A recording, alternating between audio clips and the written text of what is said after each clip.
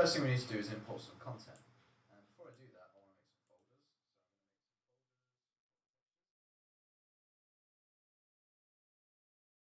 folders. I'm going to make a folder dedicated to our character. I'm going to start importing stuff. So inside textures, I'm going to import two textures. It's going to be the map and the character. Okay, so I've got a tile set here that I've just imported. Sprite actions, apply paper 2D settings. So once I've applied those paper 2D settings, you can see it's a little bit more pixel perfect. So you go to sprite actions again, and now I'm going to create a tile set. And inside this tile set, we'll notice we can select individual elements, and they're all set inside this tile map.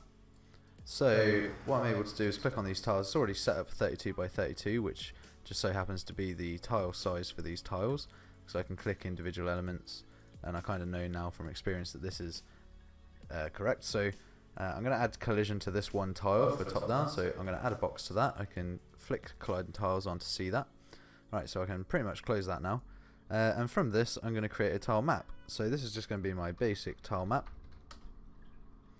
So inside that tile map, I've got a 4x4 grid. I'm going to make it a little bit larger on the right hand side under map width and map height. I'm going to go for 16 by 16. If I zoom out a little bit now, I'll be able to see that tile map. So I've got a layer at the bottom. This is going to be my ground layer. So there's my ground layer. I'm going to fill that with some grass if I can. Here we go. So fill that with some grass. And I'm going to go ahead now and just change this up. I'm going to add a few layers. They're going to be my sort of like bottom layer and higher layer that I go behind. And then I'm going to set up some collision as well. So I'll flip to that.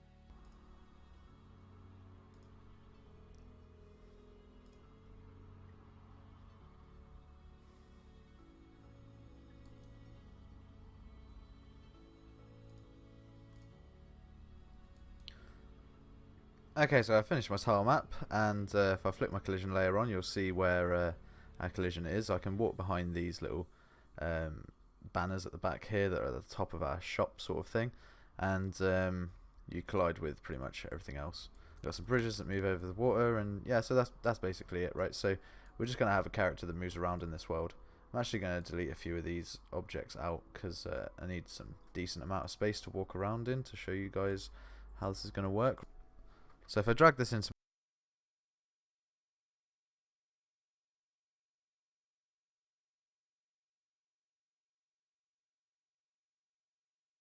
Они все получаются не в одной плоскости, да? my world, we'll see it just there, and we can see the separation layers on that. Now they're not quite far enough because I'm not going to be able to set my character in the right place, so I'm going to set them to about 10. Save that again, go back in. Now I can see the separation a little bit better. So the first thing I'm going to do before I create the character is create the blueprint which spawns him. So in blueprints, I'm going to... Хотя их можно поставить, наверное, на 0.1 какой-нибудь или, блядь, что-то подобное. То есть... Посмотрим, значит.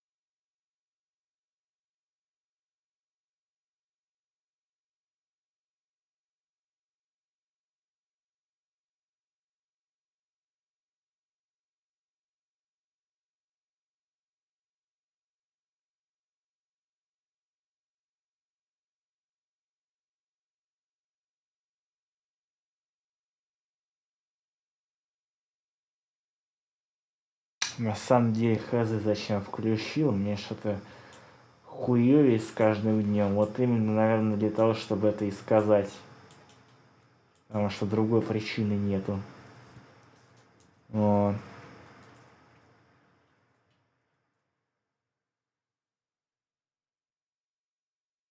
Другой причины нету, ёпнама. Ну и как он там, блядь, этого персонажа-то захуячил?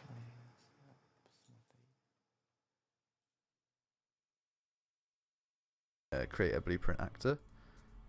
I'm going to name this spawner. And basically all this is going to do is when it begins on the event graph, it's going to spawn a character which we select. So I'm going to make a variable of a paper target character. This target character is going to be of the type paper character, and it's going to be a class, okay? And the point of it being a class is that in the drop down now I can pick every class that extends the paper character, as opposed to a reference in which I can only pick one, okay? So it's a class, and the idea is that I can drag this in, I can spawn this as an actor, and when I spawn it in, it's going to need a spawn transform, so that's going to be this actor's own transform.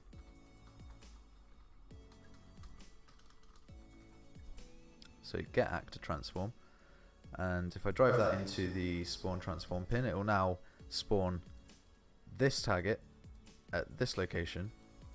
And as soon as I do that, if I get the player controller and then I tell it to possess this spawned character, it'll automatically spawn it. So the next thing I need to do is make sure that my game mode is either off or not spawning a character, because by default, if I take a quick look in world settings and look at this game mode, it is set to none. If it was a game mode, it might spawn a default pawn. So I need to make sure that that's set to none for now. That'll do. And I can drag this in. Make sure it's on the right layer inside this hierarchy, so I know it needs to pretty much be at the front. And if I look at this from a different perspective, at the top left I can select my perspective, and I'm just going to turn snapping off as well, because we're snapping in terms of 10, which is no good because I need to snap between different sets of 10. So here we go. Now it's going to have an option actually, so I need to go back into here. That target character needs to be visible, so if I click it, now it's editable, and I can therefore go back into my viewport. On the right hand side in the details panel, I can set target character to be a new target character. So the next blueprint I need to make is a character. So if I go to blueprint class and go to all classes drop down, type in paper character and select that, I'll call this new character, and as soon as I do that, in this drop down now I've got the option to select him back in the spawner. So yeah, new character, we're going to spawn this new character in. So if I double click that, we'll see a few things. We've got a sprite which it inherits, it has a flip book, and we've got some character movement. So this character movement is really important, and we've been going over this in my classes that I'm teaching, but we'll go over it here again. So gravity scale in this game, if it was on, this would just start falling as soon as it spawns, okay? So what I need to do is turn that off. The other thing that I'm going to change is the default mode of movement, so it's going to be flying, so that we don't have to mess around with all these complex walking states and settings. So go down to flying now, and I can change the settings for the flying mode. So I'm going to make him move and then also stop faster than he moves. So that's the flying sorted, and the next thing we need to check is the constraints. So constraint to plane, he's going to constrain in the y-axis, and therefore he's never going to be able to move forward or backwards. He's only ever going to move on these two other planes. So that's that setup. So that's everything for this this part of that character. So the next thing I need to do is make sure that he has inputs. So I'm going to delete everything I don't need for now, and the first thing I'm going to do is create some inputs. So back in my browser, I'm going to create project settings. I'm going to create some inputs. So they're going to be axis mappings. I'm going to create 2 of those. So you can see I've got 2 new axis mappings here. This one's going to be called up or down. My next one's going to be called left or right. So basically in up or down we're going to use 2 keys. We're going to use W, and that's going to be the positive key, and we're going to use S, and that's going to be the negative key. -1. Right, so the other thing I can do is add another 2 of these, and I can use the up arrow. I think it's just called up on the keyboard, yep. So I can use up and down. So these are the keyboard cursors, so the cursor arrows are the little keyboard arrows, right? So left or right, we're going to have A as the left input. A is going to be positive, D is going to be negative.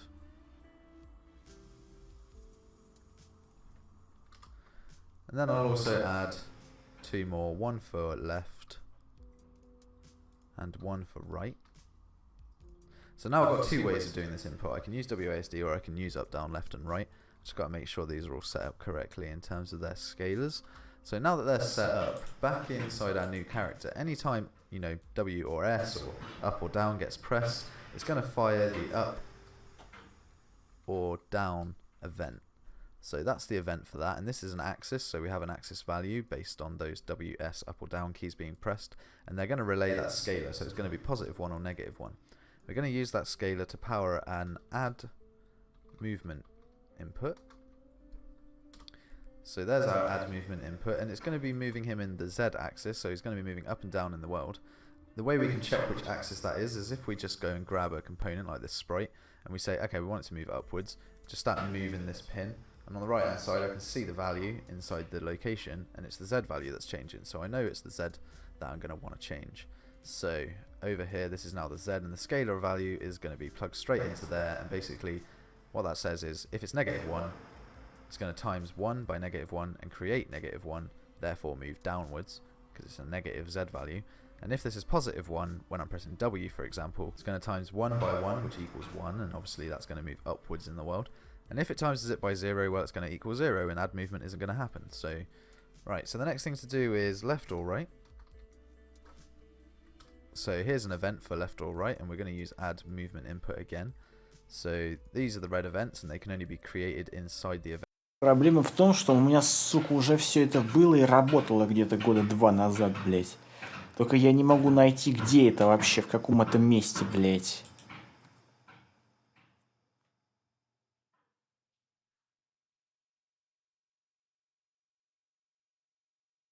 Заново все по 100-му разу одно и то же заново делать.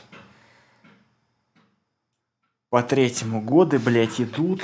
Годы идут, блять.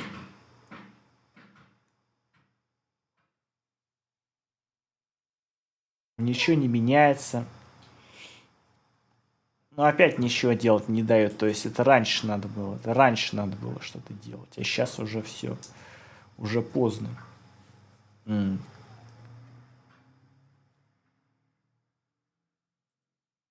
Уже, сука, поздно, блядь. Все нужно было раньше делать. А сейчас уже все время прошло.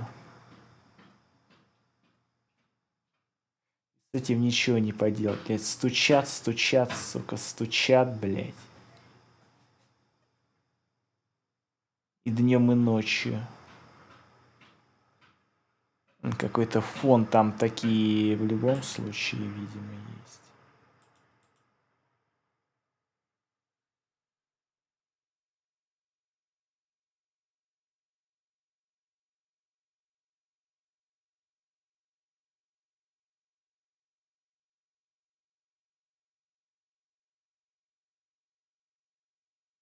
Event graph, and these are the blue functions, and they can go basically anywhere, and we can make our own ones as well, so we'll do that in a second.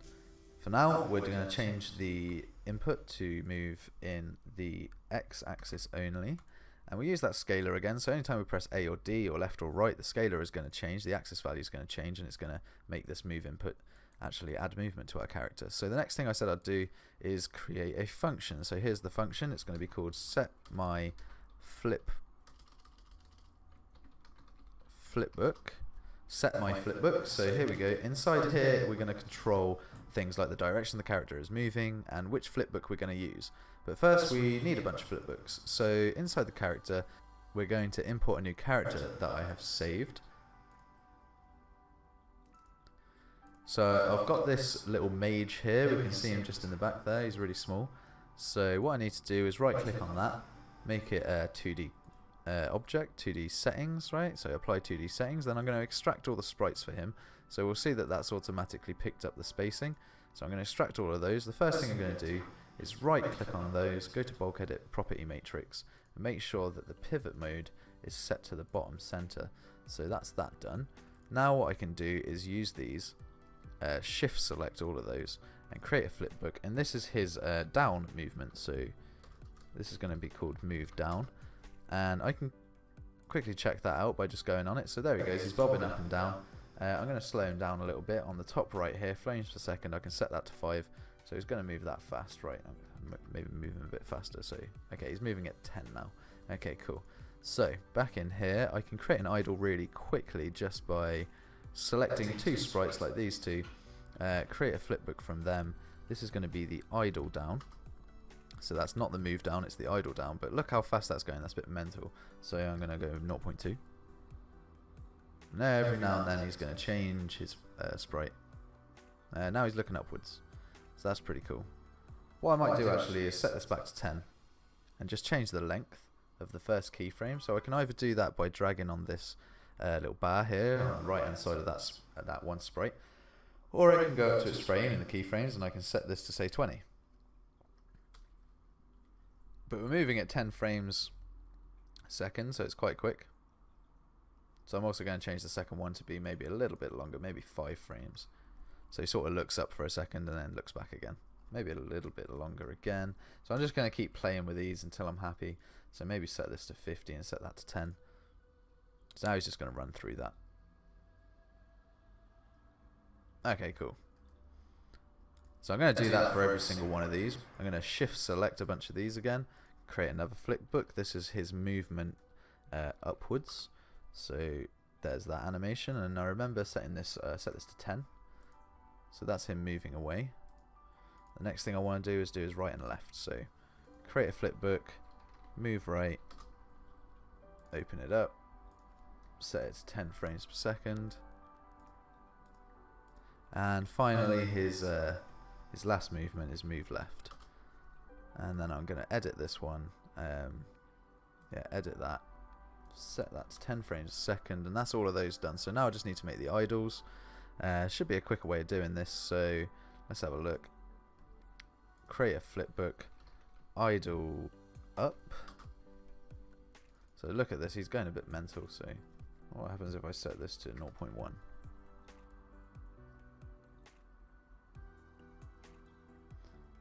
mean, it takes absolutely ages, right? So, but that's quite long. So I'm going to play with this.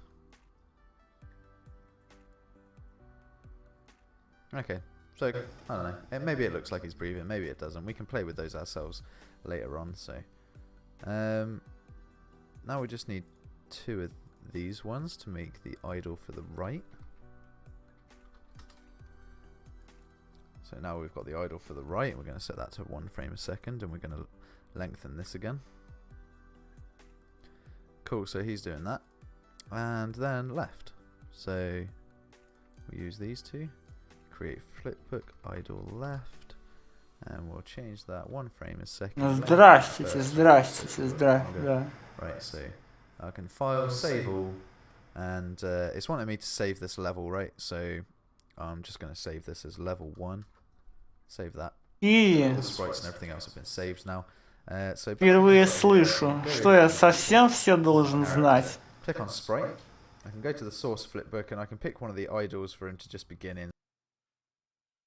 Вы видите, как у нас все порешилось? Мы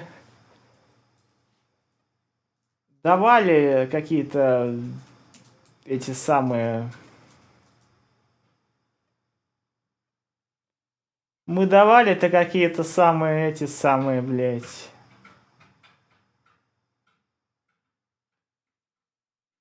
Ой. Как это сказать? Не квесты, а квесты себе, да, назначили, блядь, и все проебано. Ну, как бы я ничего не делаю, то есть, вы видите, сидим, опять нихуя нет. Да и с каждым годом все хуже и хуже, блядь, с каждым днем. Идет этот процесс-то идет. Здрастите, да, здрастите. Ваше киви, оно, видимо, не открывается. Открывается только из Украины. Вот. А так как мы в другом культурном городе,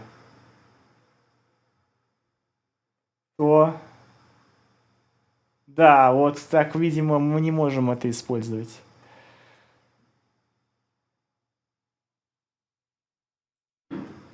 Ну, какой-то фреймворк, я не знаю, то есть какая нахуй разница? Какая нахуй разница, блядь? Используйте... Нужно не фреймворк, блядь, изучать, а нужно сначала задачу, блядь, определить, какая задача, и потом под задачу, под конкретную, выбираются конкретные технологии. Это может быть, и язык какой-то программирования конкретный, и фреймворк, и даже операционная система, и именно решение в виде АБС на телефон. В каком смысле? В каком смысле АБС на телефон, блядь? Такого... Это бред какой-то, блядь. Что-то... Приложение Твича, что ли, для телефона переписать заново? Так это не АБС, блядь. Это... А куда стримило? Там Java нужна, блядь. Там Java нужна, или Kotlin. Или ассемблер какой-нибудь.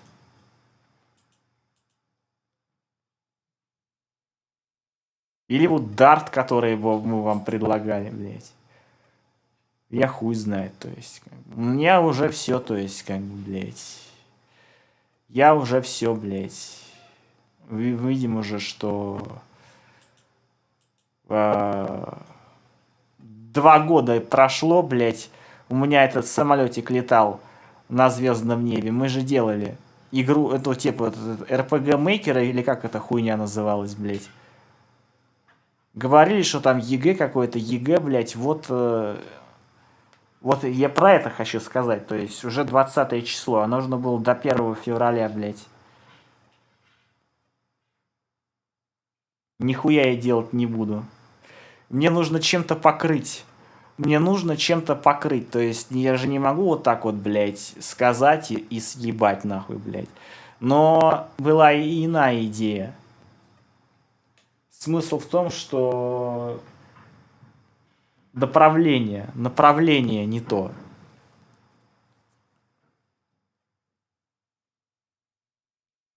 А то, какое было направление, оно неверное. А верное, это, блядь, хз.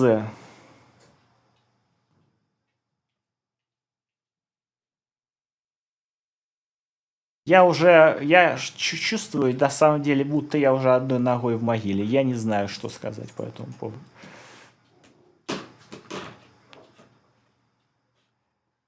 О чем я говорил? Вы видите, мы этот гусек сюда поставили, прям вот, чтобы звук, блядь. Единственное решение со звуком состояло в том, что микрофон должен быть ближе к еблу. Иначе это не работает. А если он ближе к еблу, то он находится в кадре. Понимаете, в чем дело? В кадре находится. Где это на самое? Это никак нельзя поменять, то есть... Или так, или так. Так вот, о чем речь шла? Что нужно, блядь, говорить все равно ближе, блядь. Или в кадре, или я вот так его ставлю, вот так он как бы менее хуево выглядит, но направленность все равно получается. То есть я еще сидеть должен вот так вот, типа, блядь. Понимаете, в чем дело? Так вот я должен, блядь, сидеть. И... О чем я говорил?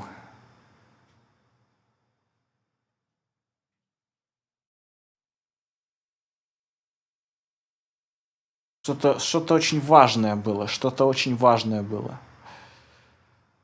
Но, к сожалению, уже ход мыслей у нас пропадать начинает.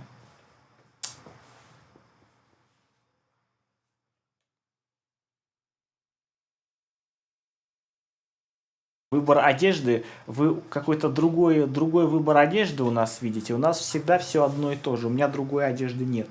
Она у меня одна. И мне еще и хуёвее становится с каждым днем. Типа, вы понимаете, в чем смысл? Да, что ничего не сделано. И поэтому, чтобы как-то закрыть всю эту хуйню, блядь, медным тазом, я считаю, что мы все-таки должны именно в гейм-дизайн, да, углубиться в ближайшее время, потому что нам тоже жить на что-то надо, блядь. А всякие вот эти все люди, которые на экспе по жизни стоят, они ничем не могут нам помочь.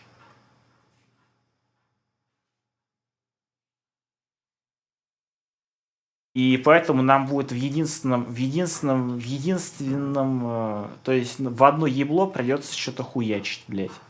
Я не знаю, игру вроде, я не знаю,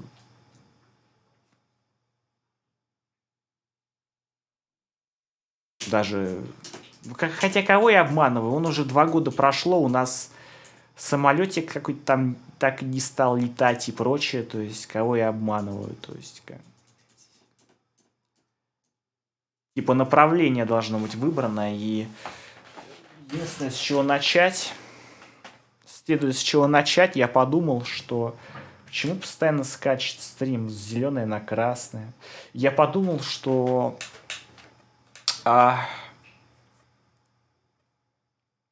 Основой игры является математическое обоснование игры. То есть это то, с чего нужно начать, и определенная игра может быть также и без букв, и без картинки, и без, понимаешь ли,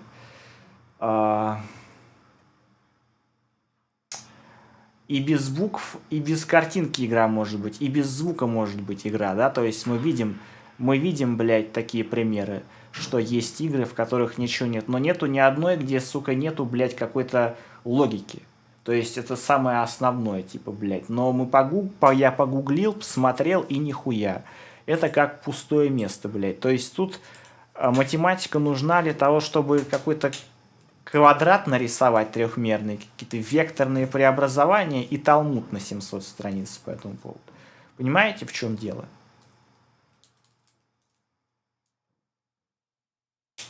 Понимаете, в чем дело? 700 страниц талмуда, чтобы нарисовать квадрат. Ну так квадрат у нас уже есть, то есть это уже все показывает. Я не хочу заново это делать, там движок какой-то писать. Потом есть другой талмуд на 700 страниц. Как сделать так, чтобы квадрат отскакивал от стенки. То есть это и там главное формулы, вот это все. То есть и как бы понять тоже ничего нельзя. То есть по сути это все очень печально. И непонятно, с чего начать. А потом есть теория игр. Но это как теория вероятности, и это, по сути, нигде не используется. То есть...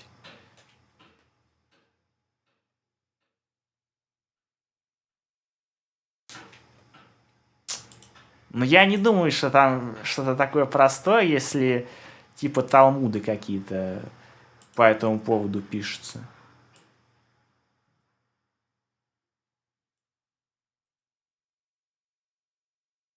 И это на 700 страниц. И это по этой причине, по этой причине, и, в общем-то, и вот это 2 талмуда, да, то есть у нас уже есть 4 талмуда, блядь, 5 талмудов, и еще 5 талмудов, таких же 700-страничных, и потом еще есть 7 талмудов таких же еще надо прочесть, потому что там типа из дохуя всего состоит. А где картинка, где звук, блядь, где персонажи, где сценарий, где постановка, где визуальные эффекты, где, сука, блядь, вся эта ебаная хуйня, блядь, как бы, блядь. И у меня, сука, времени нет на это, на все.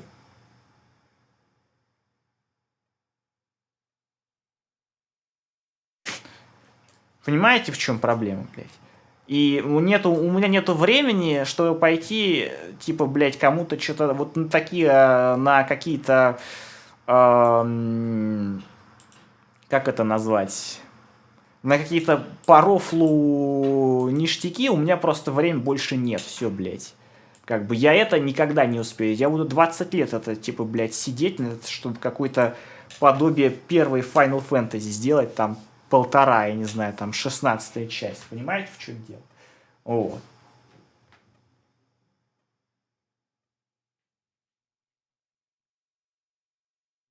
То, что написано, это будет как у всех, а нам же нужен какой-то прирост и смысл. Какой смысл делать то же самое? Это бессмысленно. Никто покупать за такой никто денег не даст. Хочется, чтобы было что-то, значит, понимаешь ли. Вот Талмуд, который рассказывает о том, как квадрат просто повернуть. Понимаете, в чем дело? То есть, как бы, где у нас там? Давайте внутрь посмотрим. То есть, 700 страниц. Вот у нас. И то там, типа, жалуются, в комментариях жалуются, что, типа, это для школьников, да, то есть, типа, это в школе проходит, то есть, как бы, я не знаю, ничего интересного в этом нет.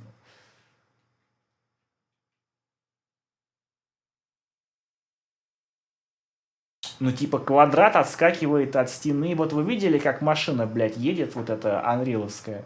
Вы видели, она едет, блядь... Вот вы в пубг играли же, вы там вот в начале, блядь, этого было видно, как она едет, блядь. То есть она едет, пока она там в какой-то этот камешек, блядь, не уебется, и она в космос улетает, блядь.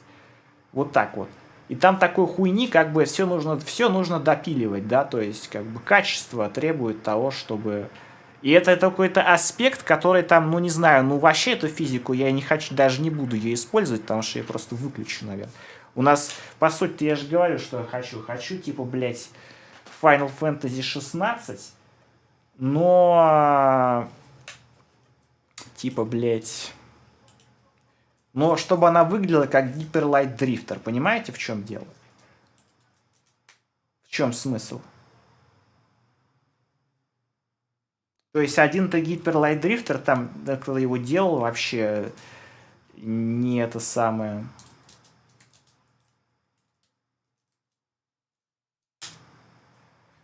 Кто его делал, это как бы...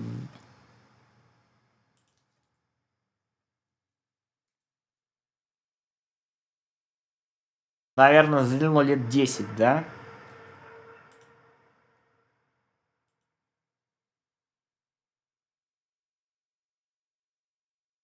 Ну и вот эта игра тоже, типа, блядь, скипните эту хуйню уже, ради боженьки. Да, вот тут как бы видим, что 3D, да, то есть как бы, но нам, наверное, нужно будет 2D, то есть как бы, ну хотя движок игры позволяет сделать и 3D тоже, то есть это можно ради разнообразия это как бы захуячить, то есть как бы, понятно я это говорю.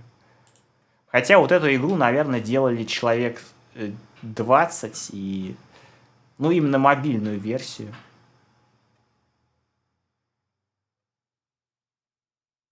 Типа я где-то видел же летсплей, да? Я же смотрел.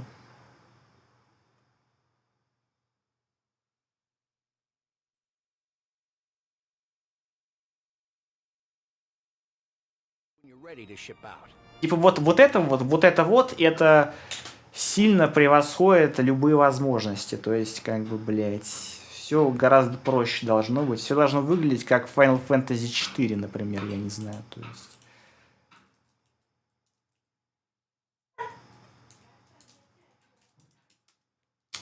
Я ничего делать, блядь, не буду, нахуй. То есть, примерно вот так, да, то есть, как бы, блядь.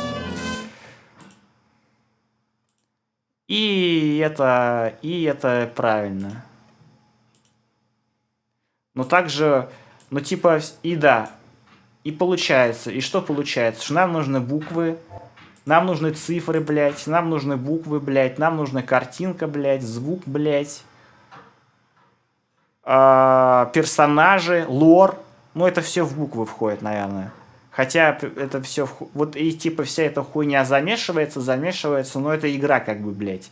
Но и эта хуйня. И еще нам плюс вдобавок ко всему боевая... Нам вот эта вся RPG-система тоже нужна, блядь, как бы тоже, блядь, захуячить, то есть как бы. И вдобавок ко всему еще нужна вся голливудская хуйня тоже, блядь. То есть именно какой-то сценарий, постановка, композиция, вот это вот театральная, вот эта синематографическая хуйня, то есть как бы, блядь. И, в общем-то, это все. До спрайтов, я думаю, мы не дорисуемся, потому что спрайты нужно сделать после цифр и после букв. То есть вот есть примеры, где есть буквы и цифры, но нету ничего больше, да, то есть... И да, вот и вторым референсом, конечно, у нас будет... Вторым референсом, конечно, у нас будет вот эта игра, которая определенно заслуживает отдельного внимания. Но это тоже как бы человек делает, но он уже лет 20 ее делает, да, то есть как бы, блядь.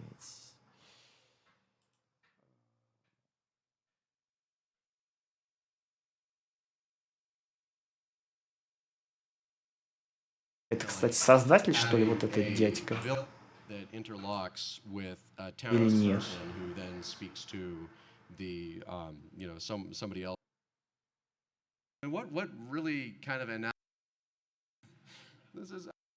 Что за хуйня? Dwarf Fortress? Это игра, которая только из букв и цифр состоит. Понимаете, в чем дело?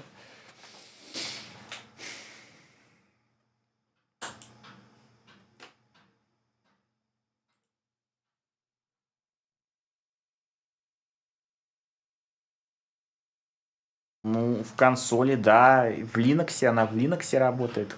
В ПК, в Mazda работает. То есть, как... Я хотел ее стримить, блядь, но я все ждал, пока комп будет новый, чтобы постримить. То есть, как, блядь, но компа нету, блядь. Я и так все игры точно так же. Ну, типа, блядь, теперь я уже ничего не хочу, блядь. Я уже устал. То есть, как бы это... Она очень, игра очень, как бы... Как бы это объяснить? Она сначала... Сначала она генерит историю мира, да? Какой-то лор его, какую-то палеонтологическую хуйню, блядь. Потом она генерит какую-то всех персонажей, карту мира, блядь, и прочую хуйню, которая там есть. То есть, и постоянно она постоянно как бы это делает, ну, типа, блядь, она это делает каждый раз там, когда игра, ну, не каждый раз игра-то можно запустить, но это как бы можно сгенерить такой не похожий ни на что, блядь, да, с какими-то заданными параметрами мира, вот как тут, например, блядь, где...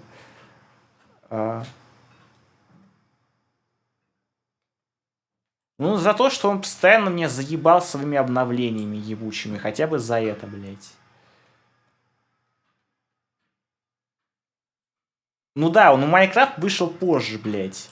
Майнкрафт вышел позже, и типа Майнкрафт, он, видимо, вот из этой игры по большей части идеи были взяты. То есть...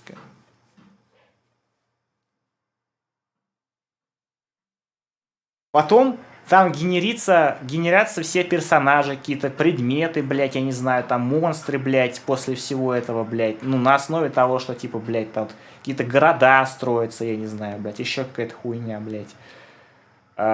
Потом на основе этого генерятся персонажи, блядь, с их, даже и у персонажей генерится главное какая-то, блядь, ихний как бы именно характер, да, вот именно их какое-то поведение тоже на основе того, что там происходит. И потом уже игрок там ими просто начинает управлять.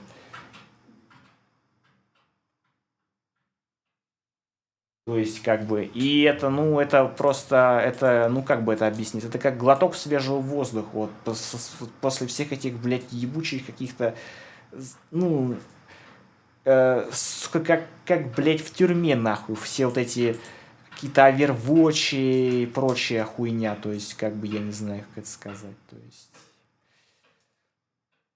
И, конечно, это тоже должно стать, ну, Hyper Light Drifter. мы играли. Наверное, лучшая игра, которую я играл из, ну, вот, типа, блядь, и на стриме, и в последние 10 лет тоже, наверное, одна из лучших. Хотя, типа, блядь, я бы ей, наверное, 10 баллов тоже поставил. То есть, как бы, блядь. И... Ну, мы это мы уже видели, да, то есть... Это в плане именно графического дизайна, да, и дизайна звука тоже, блядь, как бы, да. И...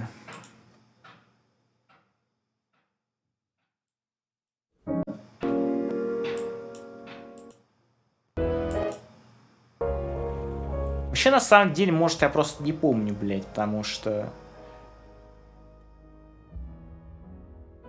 Да, вот здесь, кстати, вот в той игре были цифры и буквы, блядь, но не было графики, по сути. Ну, там консоль, да, то есть картинок нету, блядь.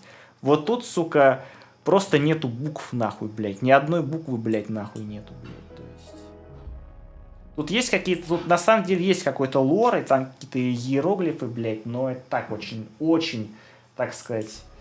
И это правильно. То есть правильно, когда чего-то нет. То есть, как бы нам тоже нужно решить, чего у нас не будет, в конце концов.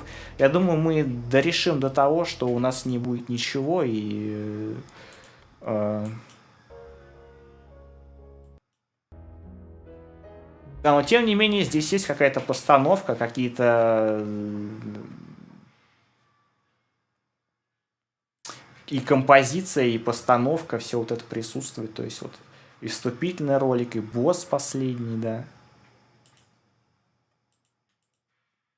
Да, ну и тоже, кстати, я вот в эту игру не играл, но она чем-то похожа, наверное. Типа, я когда, типа, смотрел, что, типа, блядь, тут разрешение 540p, как бы, блядь, да, используется. Вот мы тоже будем, наверное, вот, у нас или 540, или можно даже 270p оставить, то есть, как бы, как в Тетрисе, как в этом... Но это написано на названии, типа там в самой игре нету, блядь, ни описания предметов, ни квестов, ни даже имен персонажей, то есть ничего нет, то есть, как бы, понимаете, в чем дело? А то, что там название написано, ну, блядь, ну, это в качестве исключения, скорее, же очевидно. Тогда можно сказать, что в Dwarf Fortress тоже была графика, но там же, блядь, нету, там описание всех персонажей, они в виде текста, да, то есть... Там нету картинки персонажа. Есть, кстати, игры, в которых персонажей нету, блядь. В том же Тетрисе, например. Типа, вряд ли вот эта вот падающая палка, это... Она имеет какое-то это самое. Мы будем показывать или нет? Тут, конечно, упор был именно на количество оружия, на какую-то запредельную сложность.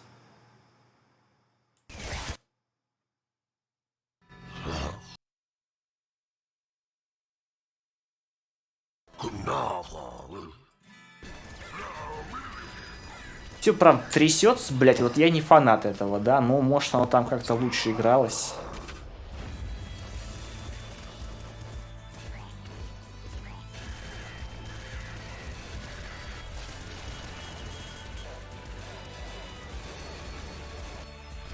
Ну да, здесь еще какая-то разрушаемость есть стен, то есть это слишком... Это следствие... Это нет, это типа очень хорошо, но, наверное, этого не будет никогда.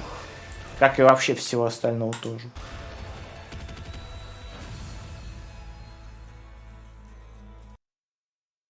Вообще в игры-то играть надо было перед тем, как... Это самое...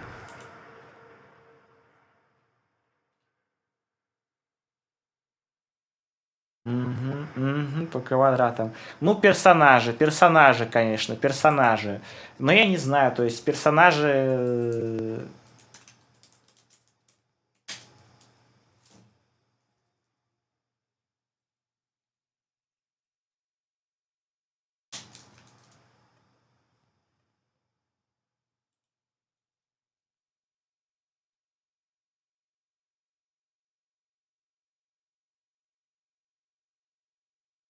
Хочешь, чтобы какая-то поехавшая монашка была обязательно, то есть какая-нибудь истеричка тетка. Вообще баб должно быть где-то половина, наверное. Ну, не знаю, там, то есть, как бы я считаю, что и бабки тоже не помешают всякие, которые одной ногой в могиле, но...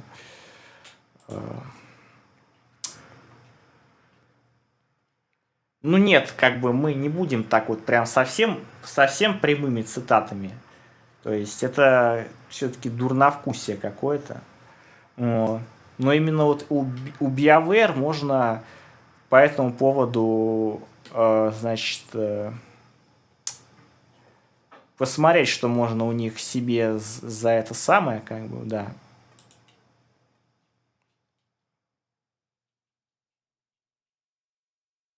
Да, ну и, кстати, боевая система, в плане боевая система, ну я не знаю, я подумал, типа, вот именно логика игры, боевая система.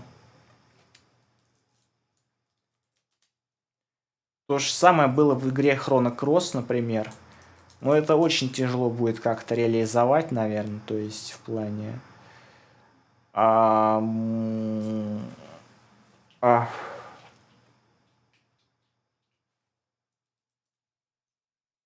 Тут на самом деле почему-то по скриншотам не особо... вот там какой-то дроид поехавший, кстати, был, который... Ну, он не поехавший, он типа такой, дроид такой, давайте всех расстреляем, да? Злой очень, то есть, был. Бабка. Бабка, кстати, очень такой случай, когда когда ты начинаешь игру, там сразу полумертвая бабка сидит в следующей комнате, да, то есть, как, блядь, которая все время она типа, блядь, ну, она в пати игроков ходит, да, как там в какой-то Нормандии, блядь. И в то же время это главный босс игры, то есть, как бы, и это вообще, как бы, не особо понятно, там это все, типа, блядь, ну, типа, обычно босс это какая-то неебическая хуйня, там, какая-то космическая, блядь, да, или я не знаю, там, но вот тут вот так было сделано довольно неплохо, то есть, дроид, вот. Я не помню, кто. Это что-то вроде Чубаки. Это там различные какие-то злые разбойники. Это полудобрые разбойники. Дроид черный с планеты дроидов. Тоже какой-то это самое. Синяя женщина. Я не помню кто. Там еще какая-то тетка была такая. Тетка тоже злой босс. Она типа была добрая, но типа потом она что-то у нее там от это самое, то есть такой провал вниз, да, вот как обычно от добрых персонажей ждешь, что они типа всегда добрые, а там типа вот этот таймламент, он скачет вверх-вниз постоянно, да. Не как в Dungeons and Dragons, а типа более вот так вот хаотично, что ли, да, но я не помню, как ее зовут, то есть...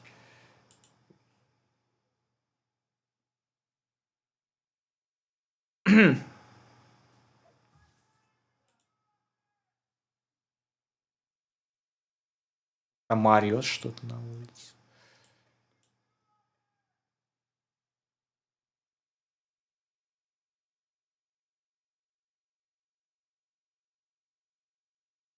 Че, нифига не помню на самом деле. Ой.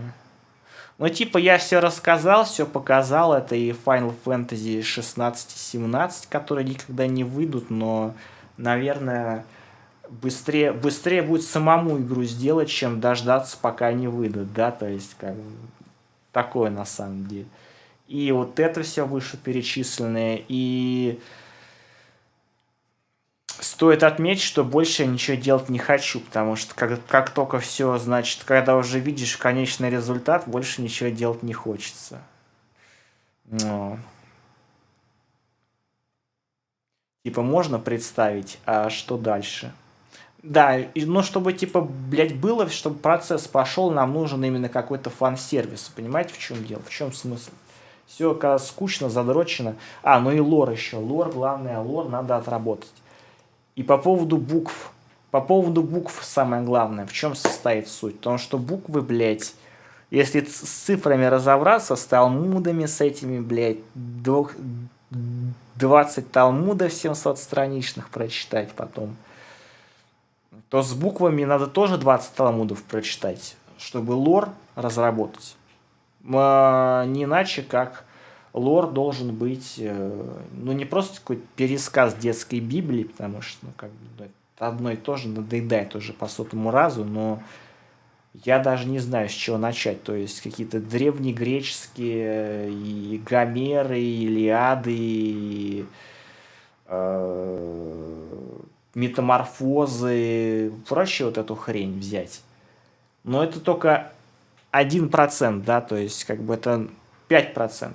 Нужно еще все остальное, и также и средневековье, и какие-то крестовые походы, и возрождение, и шекспировские все вот эти сюжеты, которые тоже в каждом первом продукте находятся, которые всех уже достали, ну а что как иначе? То есть там шекспировских, по-моему, штук 30 я посмотрел, да?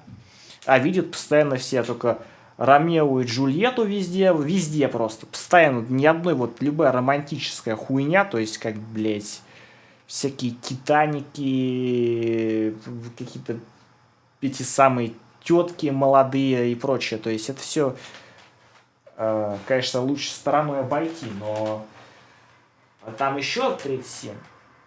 Смотрели, сколько их.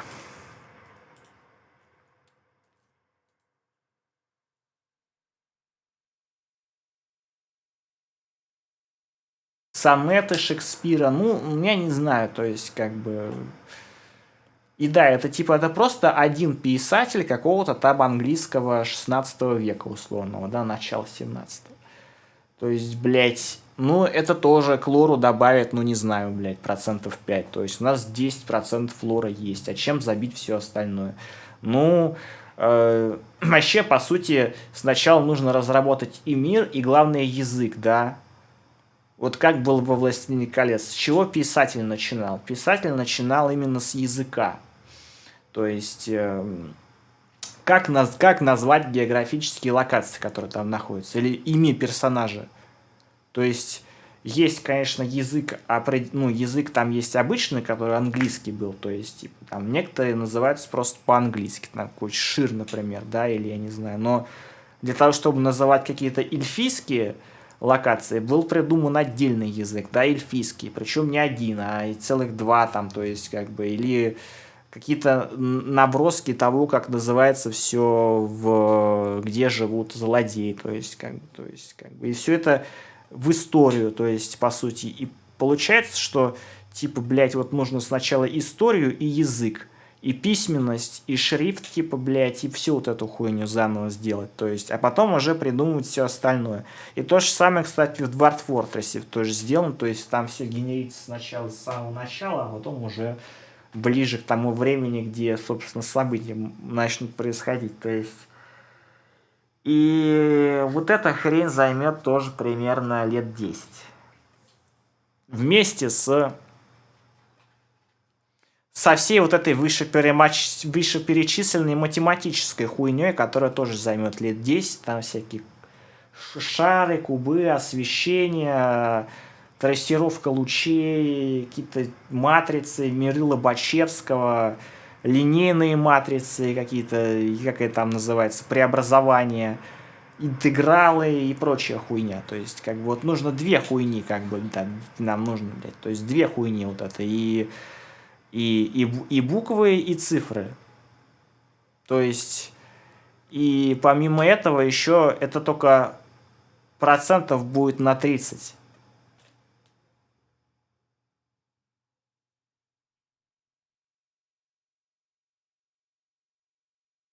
Язык шизофазии переведенный на вьетнам. Кстати, вьетнамский язык можно использовать, но это если бы у нас был бы именно если бы у нас был бы именно какой-то такой южноазиатский сеттинг, то есть именно вот этот Вьетнам, то есть такой Таиланд, я не знаю, то есть все эти языки на самом деле мало кто где-то использует, но это в качестве экзотики, может, ну не знаю, там если у нас были бы какие-то джунгли, там Рэмбо и прочее, ну во всех играх, где есть джунгли, они все хуёвые, то есть я не знаю почему, можно вот вспомнить третий город в Диабло, например, во втором, где все доигрывали там. Первый играли нормально, второй там пустыня, ну, более-менее, а третий, типа, где джунгли начинаются, все это дропали, всю эту хуйню, то есть, как бы, ну, Вот с Вьетнамом будет то же самое, наверное. Может, просто никто не может джунгли по-нормальному показать. Хотя вот Папуа-Новую Гвинею тоже можно было показать, про которую мы говорили. То есть там, ну, типа, нужно подойти там... К этому нужно подойти отдельно, да, со всякими там попугаями, коралловыми рифами и всем вот этой вот хуйней. Понимаете, в чем дело?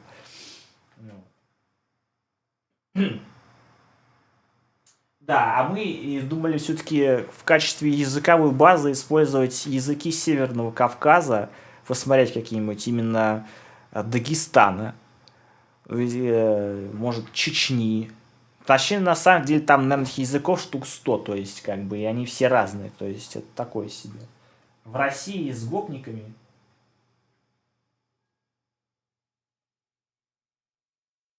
Ну, мы же говорили, что у нас будет такой... Да, и сеттинг, мы же говорили, будет такой фэнтезийный сеттинг, а вы уже в России, да, с гопниками. Это не сочетается, блядь.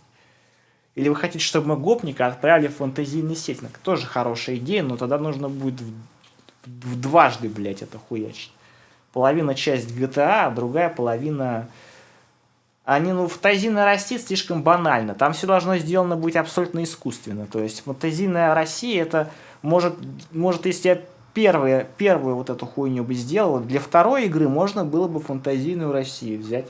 Как что-то такое простое, попроще, вот со всеми этими картинами Васнецова, какими-то «Житие мое», вот это все там, я не знаю, то есть... но золотыми куполами, то есть вот эта вся тематика. Но, типа, это как-то... Я не знаю, она неподъемна по своей банальщине, да, то есть, как бы... Ну, если больше от фэнтези, чем от России, ну, вот я и говорю, что всякие там жар-птицы какие-то, я не знаю, там... Там же, по сути, есть больше фэнтези, чем в России, потому что это все придумано на пустом месте, да, понимаете, в чем дело? Типа, там вот какие-нибудь богатыри, они же, по сути, не были такими богатырями. Это придумали в начале 20 века, да, вот всякие царевны, Несмеяна, мультфильмы советские, то есть, как бы, это все к истории никакого отношения не имеет. Это, типа, блядь, ну, это как клюква такая все-таки, да, то есть... А вот ковер сам это вообще замечательно. Типа...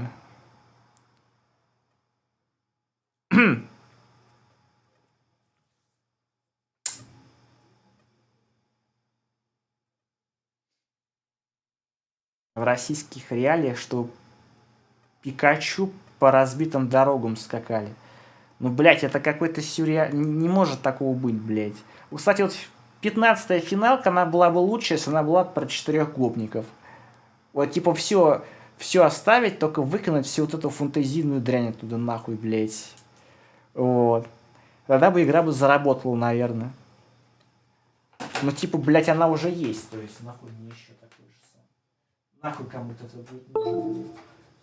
Ой. Ох, блядь, как спина-то болит.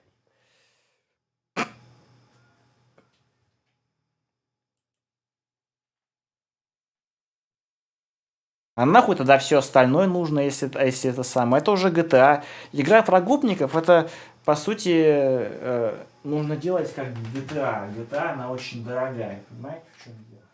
Это не получится. Это должна такая вторая GTA быть с видом сверху. Помните вторую GTA? Что-то гопники связаны с машиной.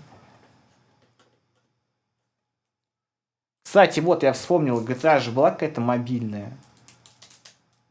GTA 2, блядь. GTA какая-то была мобильная на айфоне, я помню, очень давно. Она у меня на айфоне работала еще, блядь. И вот с нее бы взять пример, на самом деле, тоже посмотреть, что там за хуйня. То есть, типа, мне напомнили. Там музыка, наверное, копирайтная.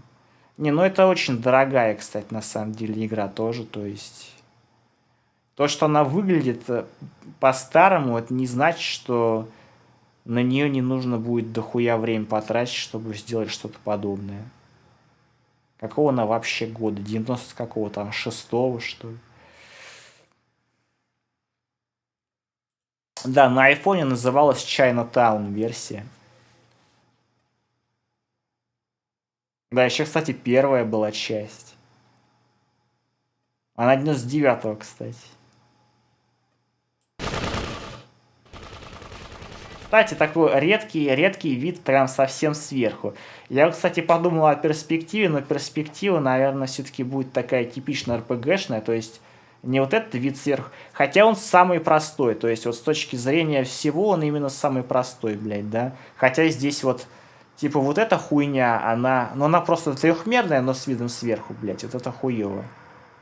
Типа вот эта хуйня, получается, она все-таки не параллельно идет, да, то есть если бы все было сделано как 2D, то вот это было бы абсолютно параллельно, ее бы не было видно просто, эту стенку. Там было бы видно только крышу и пол сразу. Вот, если как бы ее передвигать, тоже камера. Но это уже проблема, как 3D в 2D перенести, это тоже отдельная проблема, которая никак не решается обычно. Поэтому я и говорю, что 3D легче, чем 2D. То есть сделать 2D очень тяжело. Это люди еблись раньше, просто потому, что у них не было возможности сделать 3D. То есть, как бы, блядь. И они там извращались как могли, чтобы хоть как-то... Было какое-то псевдо 3D даже, когда там просто 2D вот это передвигали 2D-шную картинку каких-то очень старых гонках. Казалось, что это 3D. То есть, но это был 2D. То есть, как бы там просто... Ну, спрайт какой-то ехал, там и в 2 FPS передвигалось вот это вот. Но, типа, или вот это вот с видом, значит, на 45 градусов, как в RPG игре. Ну, тоже там не все, там все не без это самое, не без проблем работает.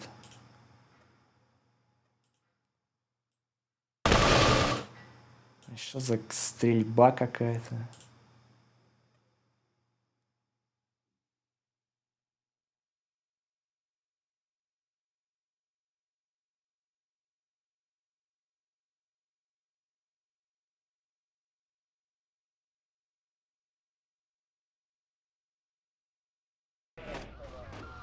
Огнетушитель.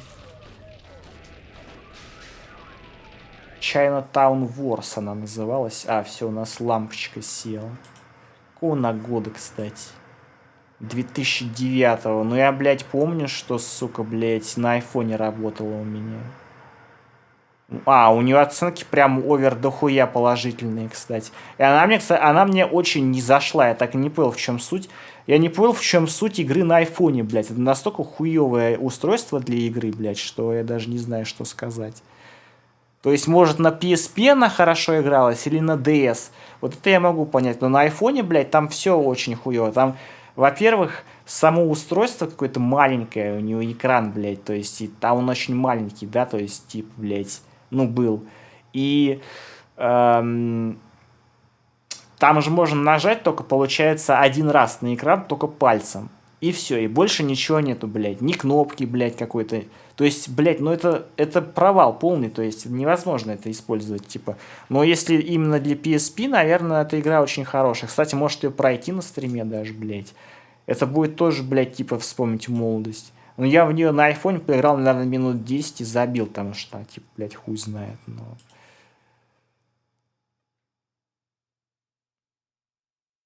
Третий вид, блядь. А есть нормальный вид?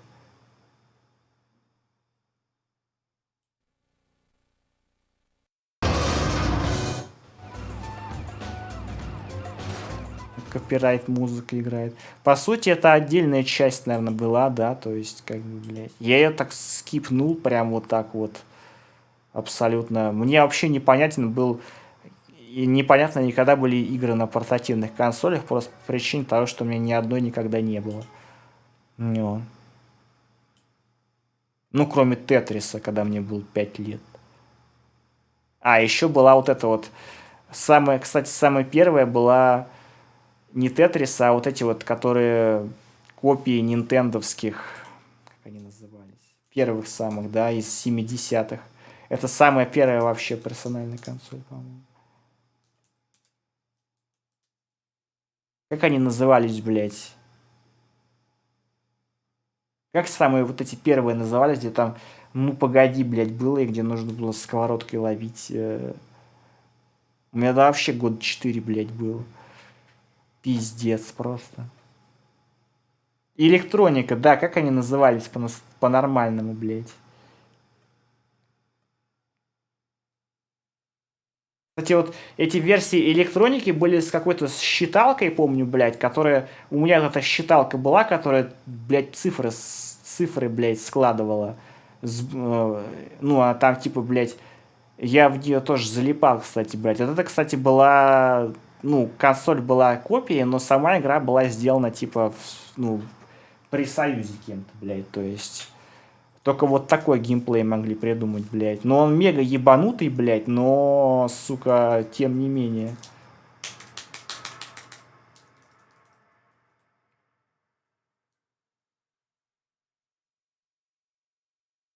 Электроника 302, блядь.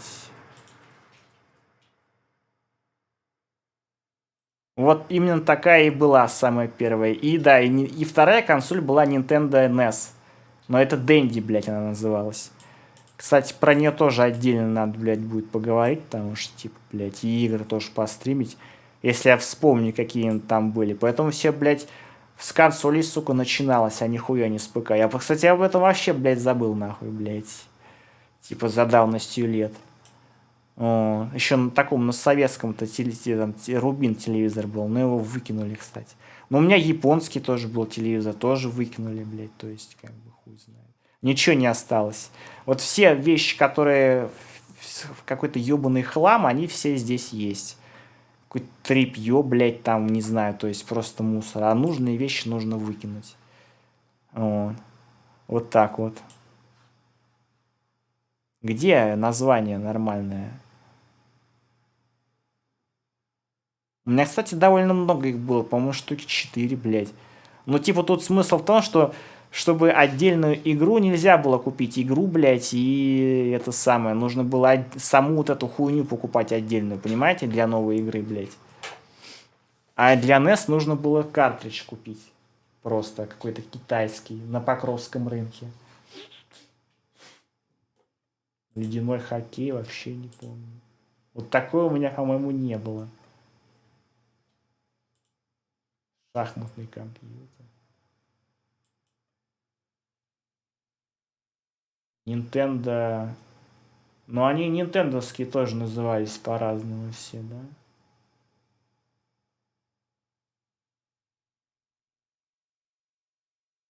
Вот Black Cat Scar, ну, блядь, просто первый раз вижу. Кот рыболов. Типа, все это вспомнили для того, чтобы мне занатили на Switch. На свече есть полтора игры, в которые я хочу поиграть. Вот. Это Astral Chain, которая от Platinum Games, которую не автоматы и Revenge сделали. Кстати, может, старые игры тоже, кстати, их не надо все на стриме простримить, блядь, всякие байонеты, там, я не знаю, вот это все, то есть. Да, в Steam даже есть байонет, по-моему, то есть, как бы, я хуй знает. Я ее скипнул, помню, блядь. Но она на консоли выходила, то есть, как я мог поиграть, если она на консоли выходила.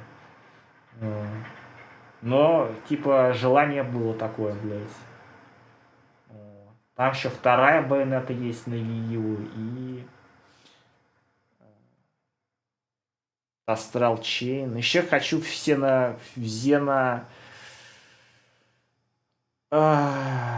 Xenoblade поиграть, там две части, то есть на свече тоже, наверное. Они тоже лучше бы работали, чем на эмуляторе. И еще какая-то игра была на свече, которая нужна, но типа ради двух игр покупать тоже такое на самом деле себе. Они еще и не понравятся, то есть как бы...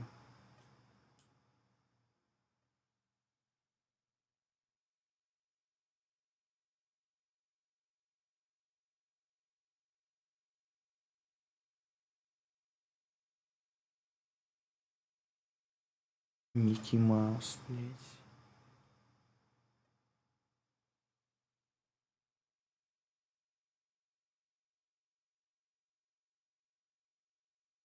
Она Game and Watch называлась, блядь. По сути, это был будильник еще. Он на такую палочку ставился и как будильник работал, блядь. Типа, это устройство, оно было как такие часы-будильник, блядь, по большому счету. А игра туда шла, ну так, в комплекте, то есть, как, блядь.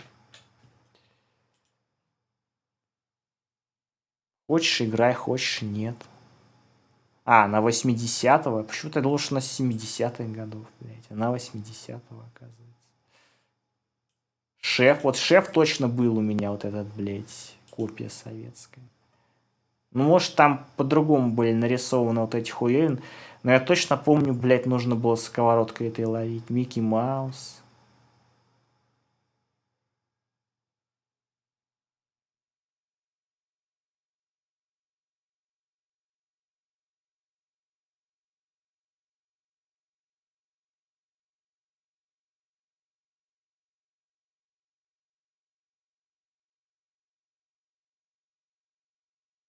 Змея, видимо, какая-то. О чем вообще речь шла? Речь шла о том, что я хотел сюда вот эти спрайты вставить, но... Типа, блядь. Все ушло в какой-то разговор. Еще мне не очень хорошо. Вчера еще эта дота дурацкая опять была. То есть дота все еще отнимает. А последняя дота отнимает все равно. Продолжает, значит, как. Играю, главное, как дебил, блядь. Играю на смурфе и проигрываю постоянно. Еще вчера еще ливнул. Ну, играю только на смурфе теперь, потому что, блядь, у меня там, где 4К, у меня там пул героев состоит из одного героя, как бы, блядь. Мне это заебало. Я хочу играть за медового лондруида, блядь, но... Он не всегда по пику подходит. Всякие виспы, визажи и все вот это вот. Взял визажа, слил мид, взял визажа, слил мид и пошел фидить. Ну, то, что там бессмысленно было, блядь, дальше играть, там, если только я, блядь, могу против такого пика что-то сделать, а если я ничего не сделал, то игра просто затянется в лучшем случае и все равно будет проиграна. Ну, я начал, пошел фидить, как бы. Ну, конечно, репорты дали, блядь, ну, хули. Теперь даже... на одном аккаунте дали репорт, на другом дали репорт, блядь, тоже, блядь, по-моему. Там на 3 игры или на сколько. А на третьем аккаунте дали бан на 6 месяцев. Или, может, даже на 2 аккаунтах дали бан на 6 месяцев. То есть осталось только третий, блядь. Типа я ничего такого не делал, чтобы мне бан дали. Мне вот за что дали бан, кстати, какая-то мразь. Я уже не помню, в чем там суть была, но... Какая-то мразь. Просто заходит какой-то руинер, блядь, как бы, блядь, начинает меня руинить. Потом я, типа, стою АФК просто, потому что, блядь, какой смысл? И меня же репортят потом за это. Вот так примерно вот это все обстоит. То есть... Или за медову виспа банда, типа, репортит. Блядь.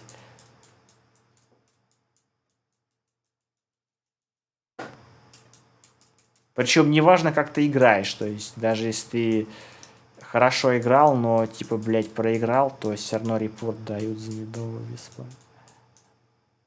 С этим ничего не поделать.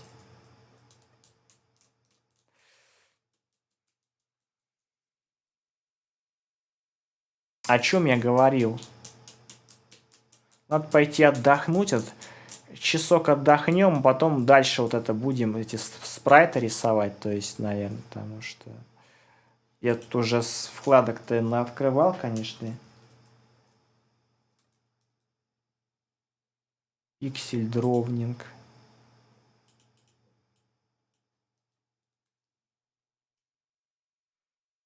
Вот здесь, кажется, рисовали. А смысл их рисовать?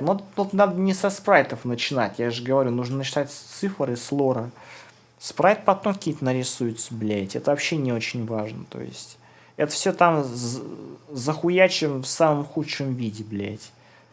И да, и хотелось, конечно, чтобы программный продукт был именно лично мной сделан на 100%. То есть, никаких, блядь, Ну, у меня и денег нет ни у кого ничего спрашивать, то есть, как бы, блядь. Это тоже стоит понять, да, никакого ни бизнеса, ничего. Другого выхода просто нет. Ну и займет это лет 20, наверное, то есть, как бы, блядь, уже технологии сменятся по 10 раз.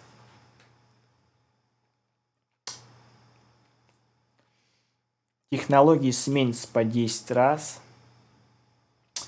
Ну а как иначе? Иначе никак. Наверное, и я уже и сдохну к тому моменту. То есть, по сути...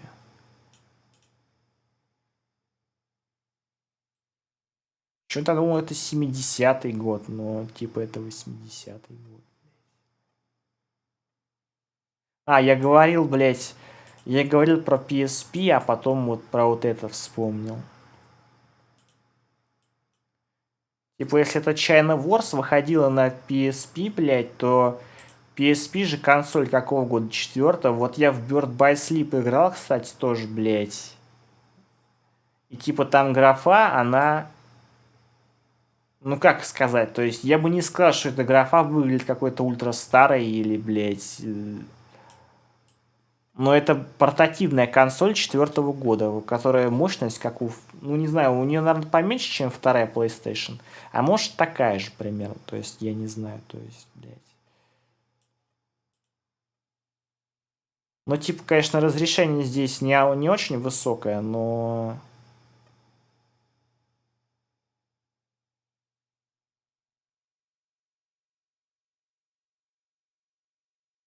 Можно, видимо, сделать так, чтобы все это красиво было.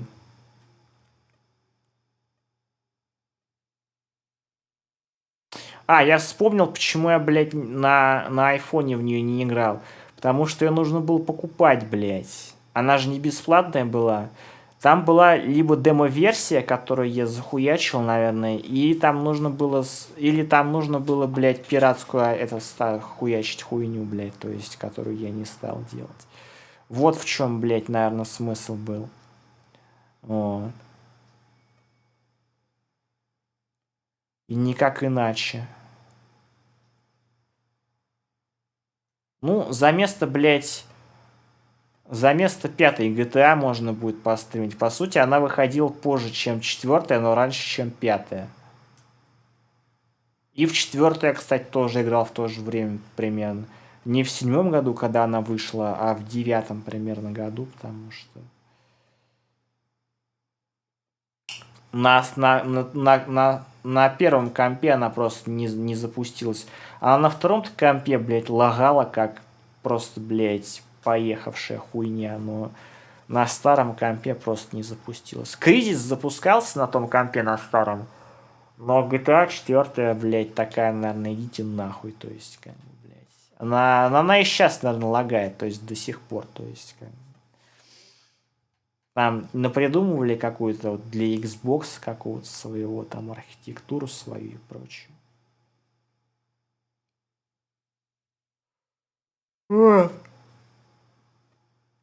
Эх, надо отдохнуть, прилечь.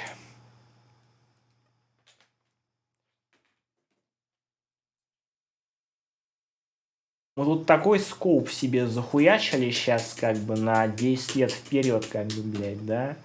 Причем у меня навыков всего этого нет, ничего, да? Ни постановки, ни какого-то писательства, блядь.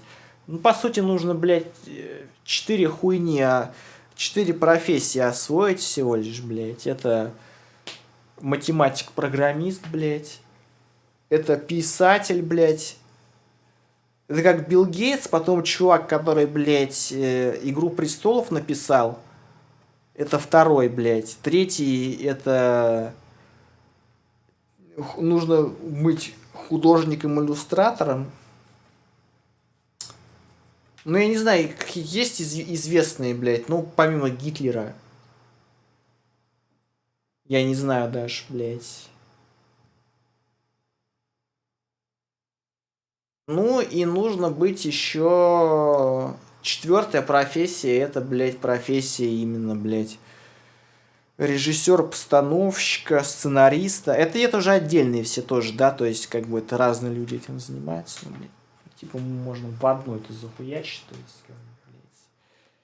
И вот когда мы все это освоим, тогда можно, блядь, думать об игре, а до этого нам ни о чем думать не приходится, сука, блядь, поэтому все.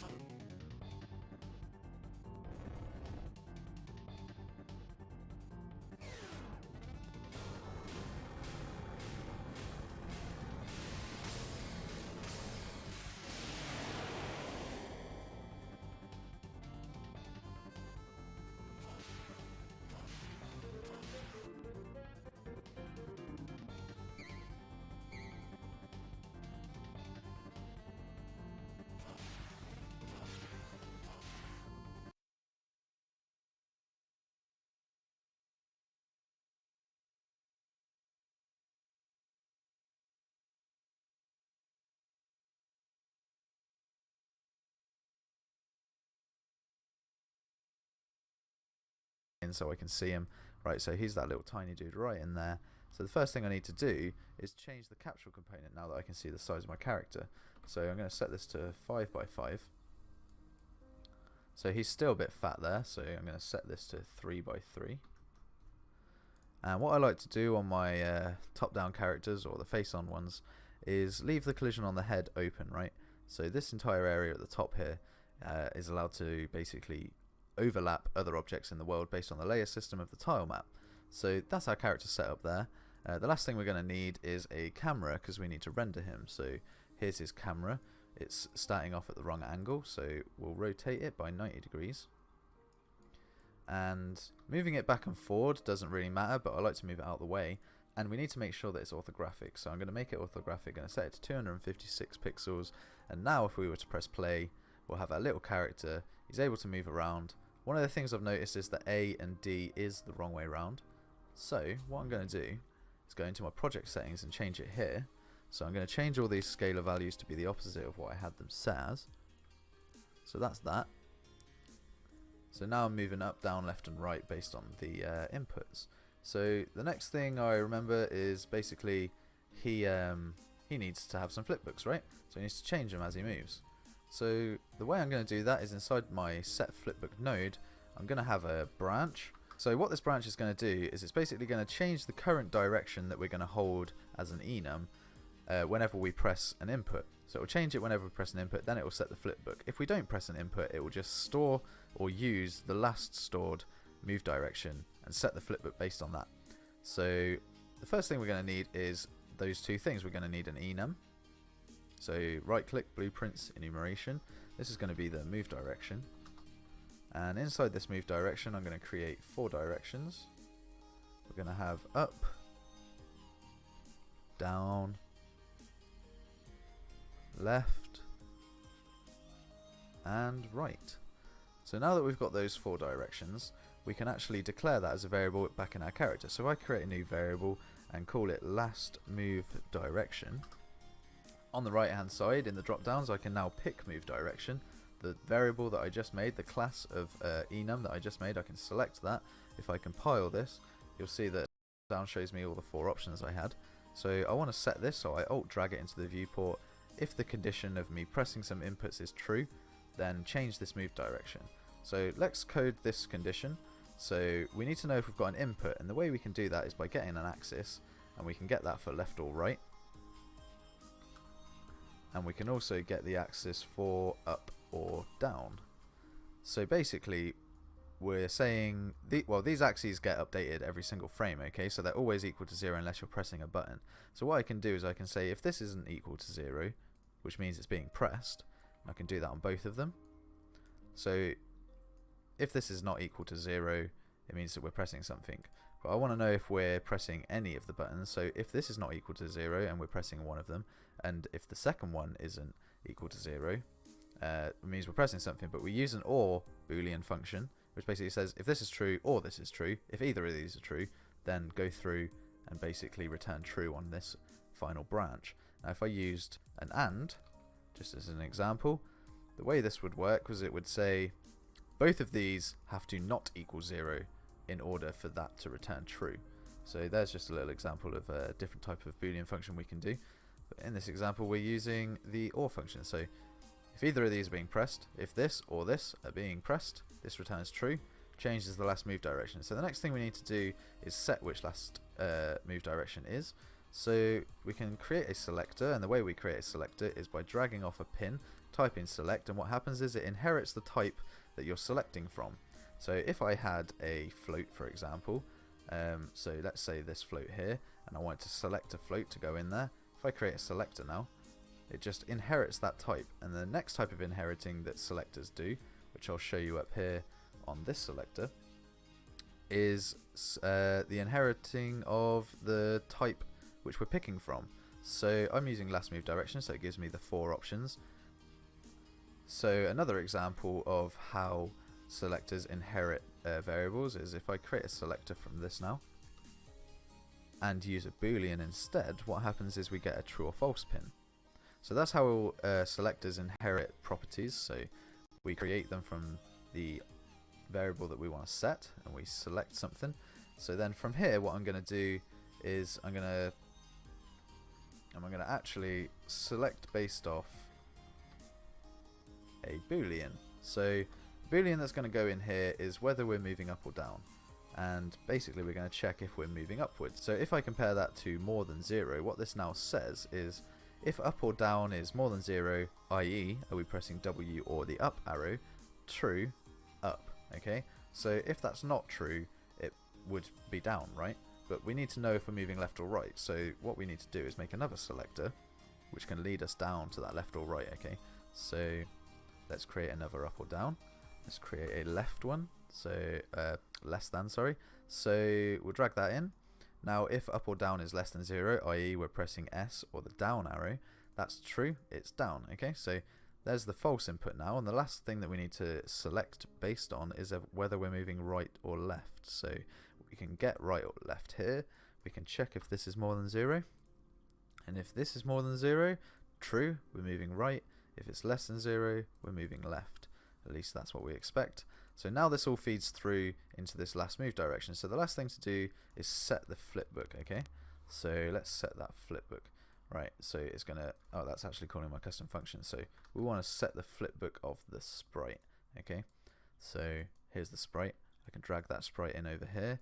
I can select set flipbook from it, or I can just type set flipbook, and it will say, do you want to use the sprite that exists inside this actor? And I say yes. Okay, cool. So there's that. Right, so now we have this set flipbook. We know that this is going to call this, and we also know that this false node is going to call it. So whether or not we're pressing inputs, we're always going to set the flipbook, because at this stage we're going to be selecting whether we're using the idle ones or the moving ones. So the way we can do this is using get velocity, and we'll get the length of that. So get the vector length, and we'll ask if this is more than 0. And if it is more than 0, it basically means that we're moving. Okay, so now we want to select a flipbook. Select one of two options. So one of them is going to be moving, one of them is going to be idle. We need to select one of 4 flipbooks based on our move direction. So we need to make another selector. And now this selector is going to be based off of that current move direction, or that last move direction. Okay, so here we go. So now from here I can select in these drop downs the different move directions. So if this is true, we're going to select from the last move direction. Right, so now if this is true, if we are moving, we're going to be using move up, move down, move left, and move right.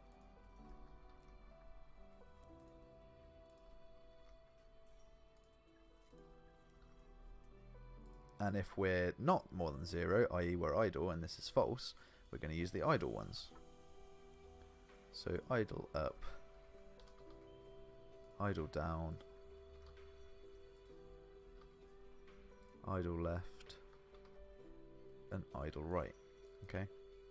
So another way we did this before is we kept a struct of all of those different animations, but we can just also do it like this.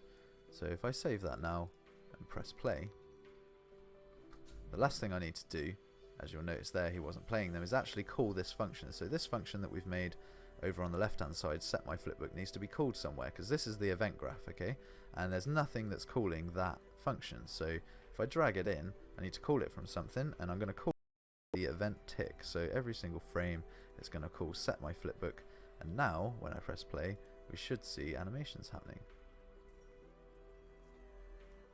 So there's my little mage. So he's all finished now. He's able to sort of move in all different directions, move around our world. If you think he's small, which I do, what you can do is you can go into the viewport, you can move over to him, and scale him up a bit. So now he's a little bit larger. I need to change my capsule component as well. So maybe 5x5 will work this time. Yeah, I'm happy with that. So if I press play, yeah, wow, he's an absolute humongous little mage dude now. Well, humongous little mage dude. That's a bit backwards, but whatever. So yeah, I'm happy with this. I think it works really well. Thanks very much, guys. Go and make some awesome flipbook characters. So that's the basic top-down character creation. We've got the event graph. It's got some inputs. It's got the event tick with a custom function that we've created on the left-hand side. If we double-click that and go in, we've got some selection math. We've got some Boolean math. We've got a enum that we've created, and we're changing it to help us set flipbooks. We're using selectors again to select different flipbooks. We've created a bunch of different flipbooks. We've created some enums. We've made idle animations, move animations. We've made a blueprint spawner, and we've created a quick tile map. So there we go. Thanks very much, and see you soon. Bye, guys.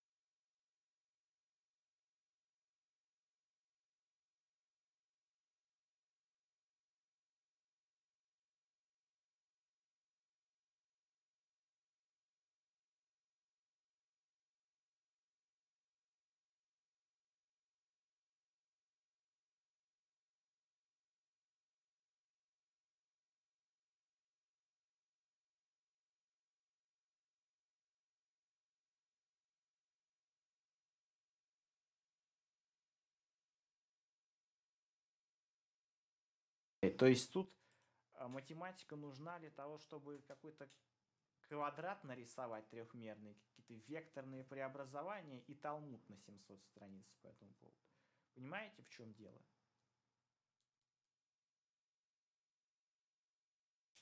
Понимаете, в чем дело? 700 страниц талмуда, чтобы нарисовать квадрат. Ну так квадрат у нас уже есть, то есть это уже все показывает. Я не хочу заново это делать, там движок какой-то писать. Потом есть другой талмуд на 700 страниц. Как сделать так, чтобы квадрат отскакивал от стенки? То есть это и там главное формулы, формулы, формулы, формулы, формулы, вот это все. То есть и как бы понять тоже ничего нельзя. То есть по сути это все очень печально. И непонятно с чего начать. А потом есть теория игр. Но это как теория вероятности, и это по сути нигде не используется. То есть...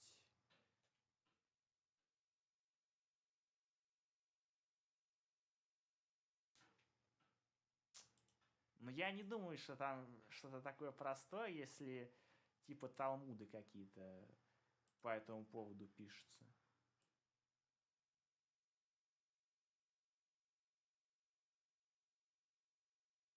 И это на 700 страниц. И это по этой-то причине, по этой-то причине, и, в общем-то, и вот это два Талмуда, да, то есть у нас уже есть 4 Талмуда, блядь, 5 Талмудов, и еще 5 Талмудов, их же 700-страничных, и потом еще есть 7 талмудов таких же еще надо прочесть, потому что там типа из дохуя всего состоит. А где картинка, где звук, блядь, где персонажи, где сценарий, где постановка, где визуальные эффекты, где, сука, блядь, вся эта ебаная хуйня, блядь, как бы, блядь. И у меня, сука, времени нет на это, на все.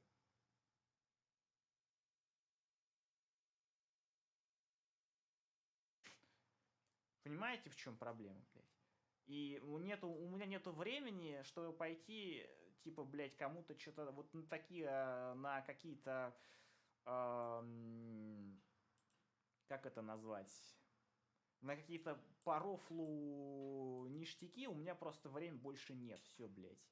Как бы я это никогда не успею. Я буду 20 лет это, типа, блядь, сидеть, чтобы какое-то подобие первой Final Fantasy сделать, там, полтора, я не знаю, там, 16-я часть. Понимаете, в чем дело? Вот.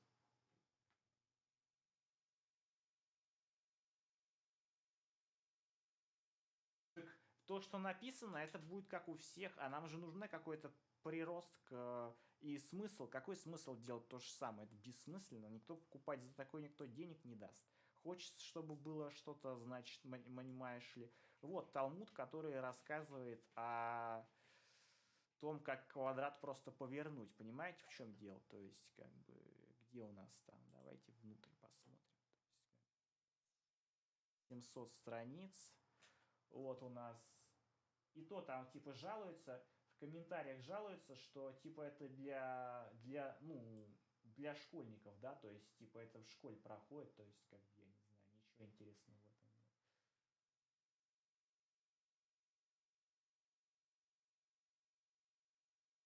Ну, типа, квадрат отскакивает от стены. Вот вы видели, как машина, блядь, едет, вот эта анриловская?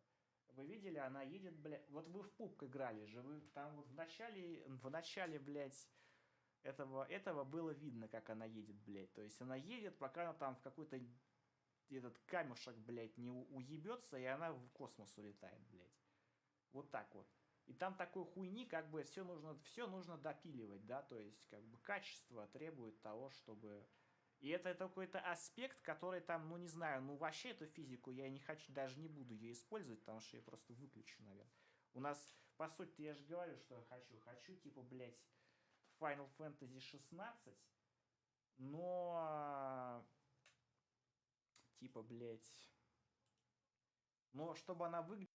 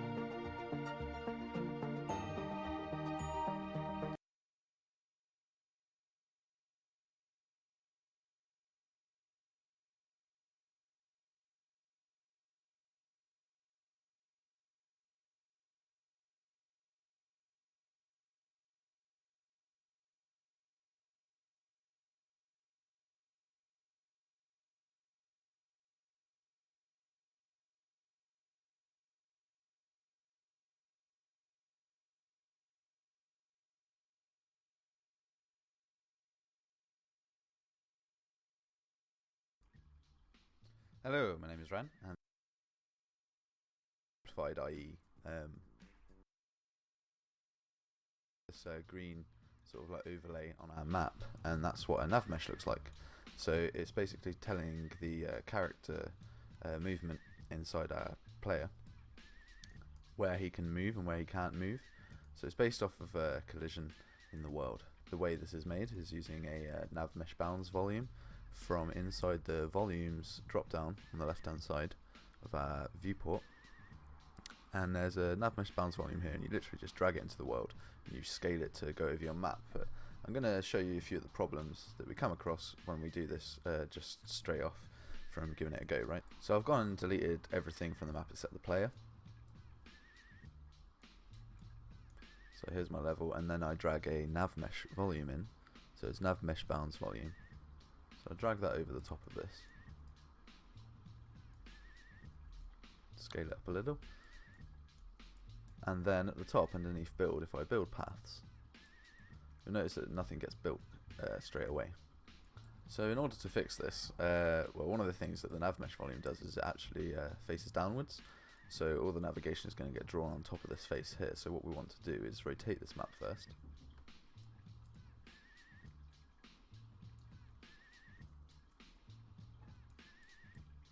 So now if I go and generate paths again, we'll see if anything pops up.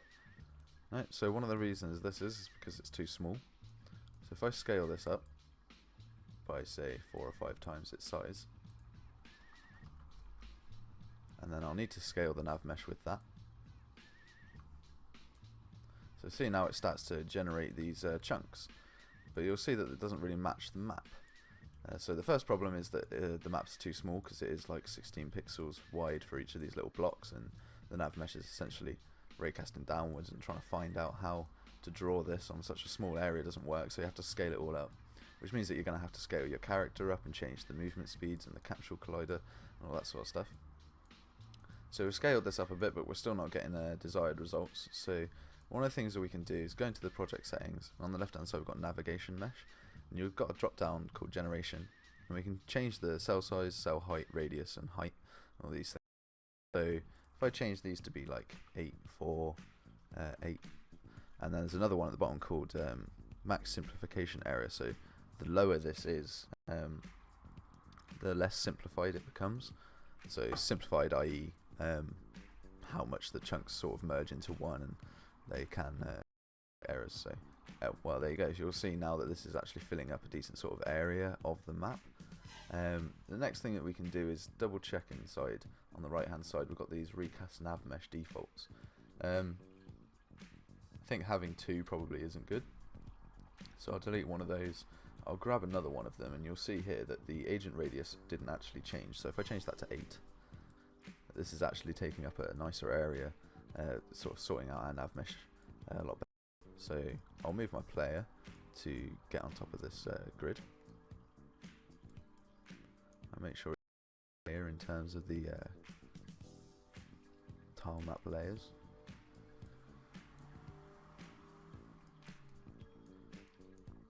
And the next thing that I want to do is actually code the movement for this player. So inside the player I've created a simple tick function which asks if he's got any velocity, changes flipbook to the run animation. If not, he's just going to be idle. And then I've got this left mouse button click. So if I delete this stuff here, and we'll create this from scratch, but what we can do is we can right click, type in left mouse button. So that's the event for the left mouse button. You don't have to dictate that in your project settings if you don't want to. Otherwise you can go to input, you can actually add it as an action mapping, but you can also just type in like input E and just get the keys for the things that you want. In this instance we're just going to get the left mouse button, and then we want to use mesh. So ways we can use the nav mesh is using a simple move to actor or move to location. So we're going to be picking a location based on the mouse position. So if I get a simple move to location, we'll have this controller and a goal as inputs for the simple move to location. So the controller is going to be simply get controller inside the graph. So that gets the player controller or the AI controller. So from here we can to use simple move to location, and then it just needs a goal. So what we've got is a little function here that says get the player controller, get the hit under the mouse cursor, break the vector, and get the XY values, and set the Z value to be equal to the position of the player, and then set that as an out position.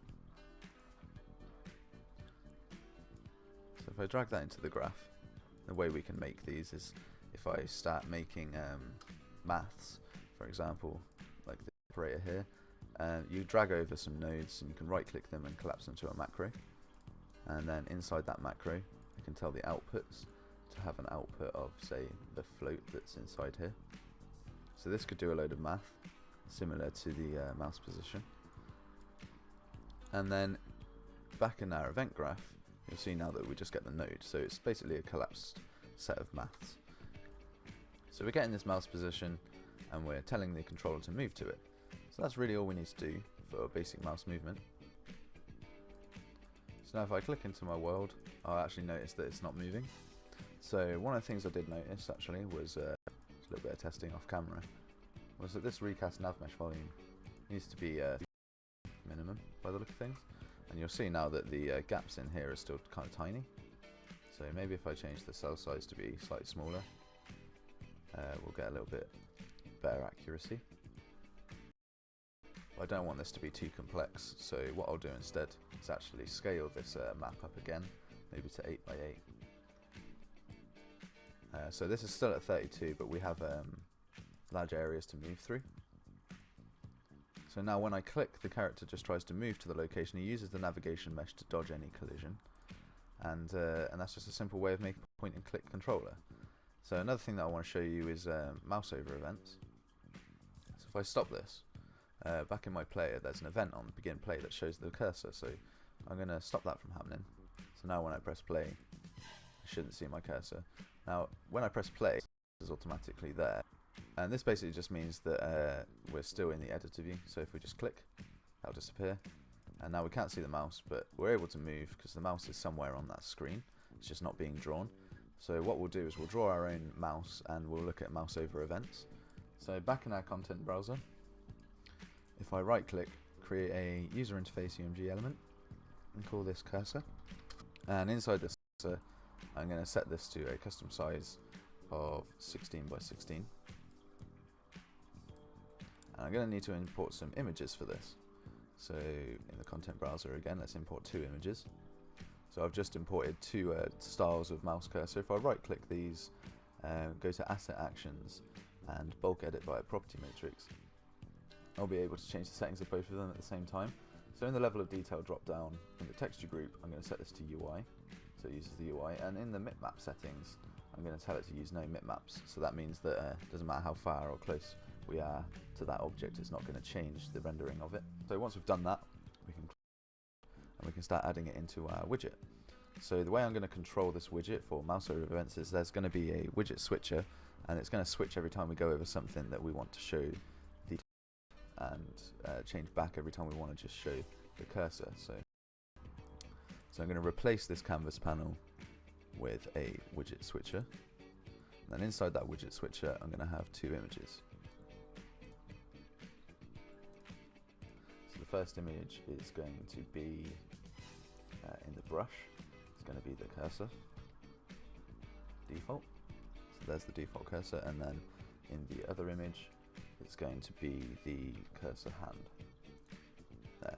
So now you'll notice straight away when I click on each of these images, because it's inside a widget switcher, the widget switcher is actually controlling which one to draw. You'll actually see on the widget switcher there's an active widget index, so I can change that to visualize that as well. So that's what's going to happen when this changes. So back in the graph on this widget, we need to make a custom function which actually changes. Yours may be named differently. And then I'm going to, now it says hello. So there you go, that's simple navigation. You'll see it also doesn't walk through the object with that navigation mesh. It's a simple mouse over, how mouse over can be implemented in your game. And click events. Another thing to be aware of before we close off this tutorial is inside the player controller, you can also set touch events to be true and set touch over events to be true. And this is just in case you're working in a mobile project. So drag these over, connect those execution pins together, and then go back to the new object that we made. In the paper sprite there should be input touch enter, input touch leave. So if I get touch enter and touch leave, and also on touch begin, which will be technically the click. So these two are pretty obvious. These are going to be the switch cursor events. So on enter, on leave, and then when the touch begins, so when we touch this, if we now hit play, get rid of the default mouse, you'll see now that that's working again. We can click that still, and this is sometimes more reliable if you're working in a mobile build, for example. So that will do for basic navigation and touch events. So hopefully you'll be able to make some awesome point and click stuff. Thanks very much, guys. Catch you next time.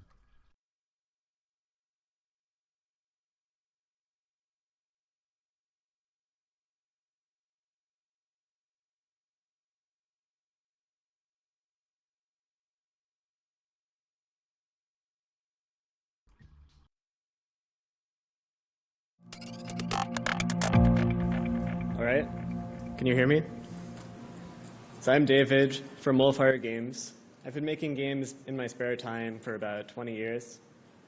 And recently we're probably best known for starting a distribution platform called Humble Bundle, but I'm not going to talk about that today. Right now I'm working on a game called Overgrowth, and we have a pretty small team. It's just myself and an artist. So it's twice as big as any team that I've worked in before.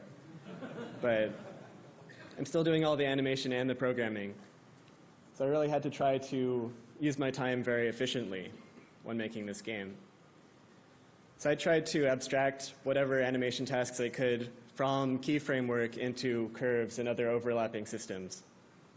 So I'll talk about how I did that for movement. So with movement, we've always had kind of a trade-off between responsive movement and detailed animation. Like on one extreme, we have a game like Mario, where controller input is mapped directly onto acceleration of the character. And the animation is very simple. Like he probably has like 2 frames for running, 1 frame for jumping. On the other extreme, we have like rotoscoped animation, like in Prince of Persia, where all of the animations transition smoothly to another, and during these transitions, controller input is more or less ignored. So it looks really smooth, but it adds a bit of latency for controller input. So when I was thinking of trying to get both responsive and detailed controls, one thing I looked at is vehicle movement. Like the Warthog in Halo, when it does that stop there, it's still responding very quickly to all the controller input, but it also has all this fancy animation, like the shocks on the wheels, secondary on the antenna, and so on.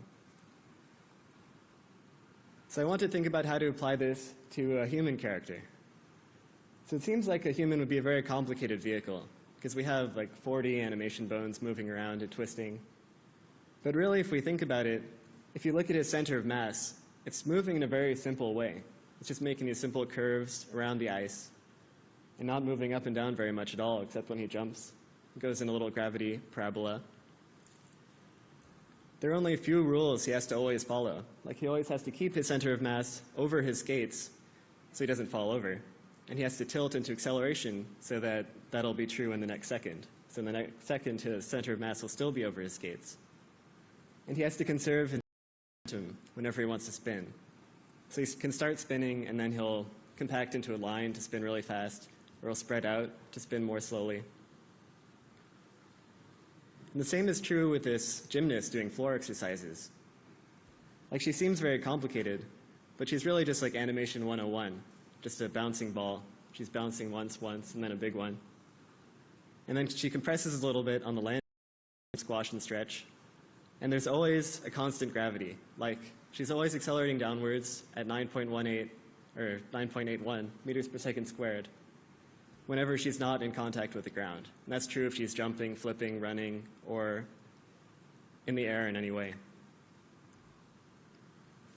So with overgrowth, I wanted to start by focusing on the basic physics movement. Like start with a Mario-like controller input equals acceleration and wrap everything around there and never interfere with it. So I had this one green sphere as a bumper sphere. It lets him slide off of that he runs into, and a white lifter sphere, which moves up over small obstacles. And by using this as a foundation for all the animation, we always had really consistent control. Like whenever the player presses forwards or right, it does something predictable. So if they fall off a cliff, they know that it's their fault and not the game's fault. And whenever it's so predictable, they describe it using words like intuitive and responsive, which is a much better thing to see in reviews of your game than like awkward or sluggish or floaty. So I kind of feel like there should be a Hippocratic oath for game animation, which is that first you do no harm to the gameplay. So by making sure we have the movement in first and we do the animation on top of that, we can make sure that's the case. So the first step was just to drape an idle pose onto our physics sphere. This floats around and he rotates towards his velocity. And his rotation is reactive to the velocity. It's not the direction the controller is pushing.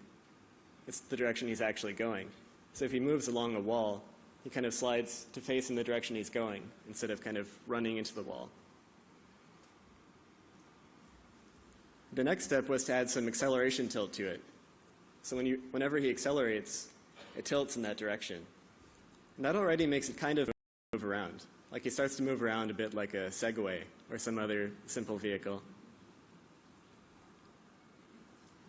But I'm not making an ice skating game, so I wanted him to actually move on the ground. So I just added these two keyframes. There's the pass pose and the reach pose, where his legs are passing, and then the extreme position. And I just kind of used this surveyor wheel-like technique just to figure out how much distance he's moved on the ground, and that kind of ticks off the keyframes in the animation. So no matter how fast or how slow he's moving, he never floats, and his footsteps are just always in sync with the ground. Then I tried adding another speed for walking. And the walk has much smaller strides, so it has to have a much smaller wheel just to tick off each one. And it's a bit jarring to suddenly transition from one to the other. So I added a synchronized blend between them. So at any intermediate speed, it'll just blend between the two keyframes and also blend between their stride size. So it can go at fast, slow, or any intermediate level. And since I was just keyframing the shape of his limbs around the center of mass, I had to add in a bit of a bounce. So he could have a bouncy jog when he's moving slowly, and it gets flatter the faster he goes, just because gravity is always constant. If you have half as much time between each stride, you can only fall a quarter as much distance just by doing out the integration. And 2 keyframes is not nearly enough to just warp from one to the next, so I had to start interpolating from one angle to the next just by doing a weighted average between the 2 nearest frames. And that helps preserve spatial continuity, so it goes from one frame to the next, but there's a sudden velocity jar at the end. So his arms reach forwards and suddenly start going backwards. So I upgraded that to bicubic interpolation, which makes sure there's spatial and velocity continuity. And that made I thought the run, even in slow motion, looked pretty acceptable, even with only 2 keyframes. Then I needed some squash for the compression like we saw with the gymnast. So just added a crouch frame. We can interpolate linearly there, but organic creatures almost always look bad with linear interpolation. And no animator would ever use linear interpolation just for their own internal animation, but it's also important to avoid it when transitioning from one to another.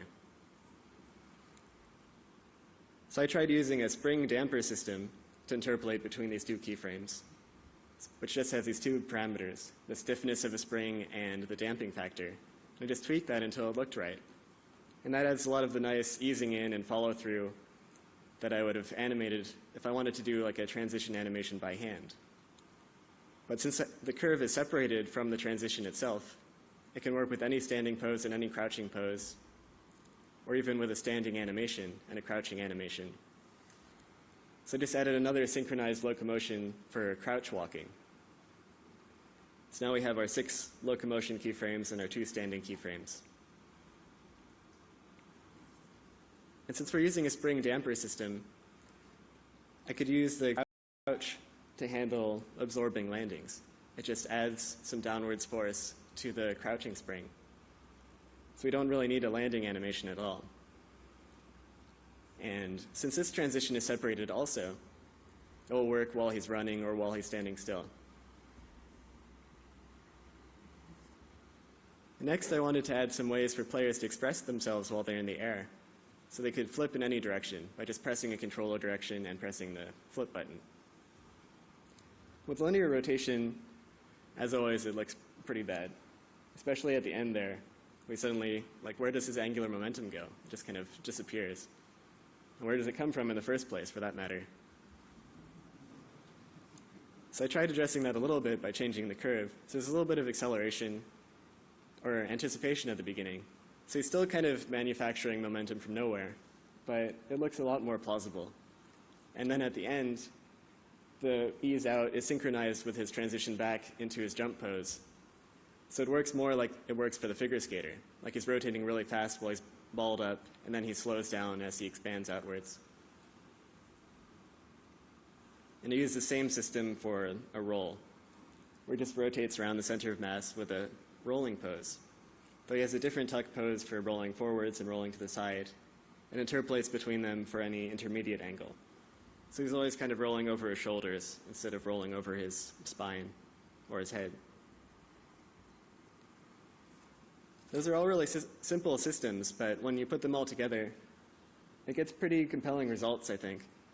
Even with only 13 keyframes, it transitions between every possible thing you might do pretty well. Like we have a simple system for all standing and crouching transitions using that spring damper system. We have an acceleration tilt for all horizontal movement. And we have all these rolling and flipping systems with controlled curves. And the nice thing about using so few keyframes is that it's not that hard to add a whole new variation. Like if I want to make a variation where he's carrying a spear, I don't have to like layer a spear pose on top. I can just make 13 new poses that take the spear into account. So he'll roll nicely without like penetrating the ground. Once we have animations we're happy with, there are a lot of procedural ways to refine them. Like we've already gone over inverse kinematics a little bit, where you just move the foot or the hand and automatically calculate the angles for the joints. And we don't really need a library for that. Like it's kind of pretty simple trigonometry just to figure out that angle for a two-bone IK. You can take that a little bit farther for really tricky situations like this ledge climb. I just had the one keyframe for grabbing onto a ledge and then constructed all his movement using inverse kinematics. So you can shimmy along using big shimmies or small ones or whatever angle. You can go up and down. So I just couldn't, it seemed easier than making 100 different variations in Blender, which is what I'm using for animation in this case.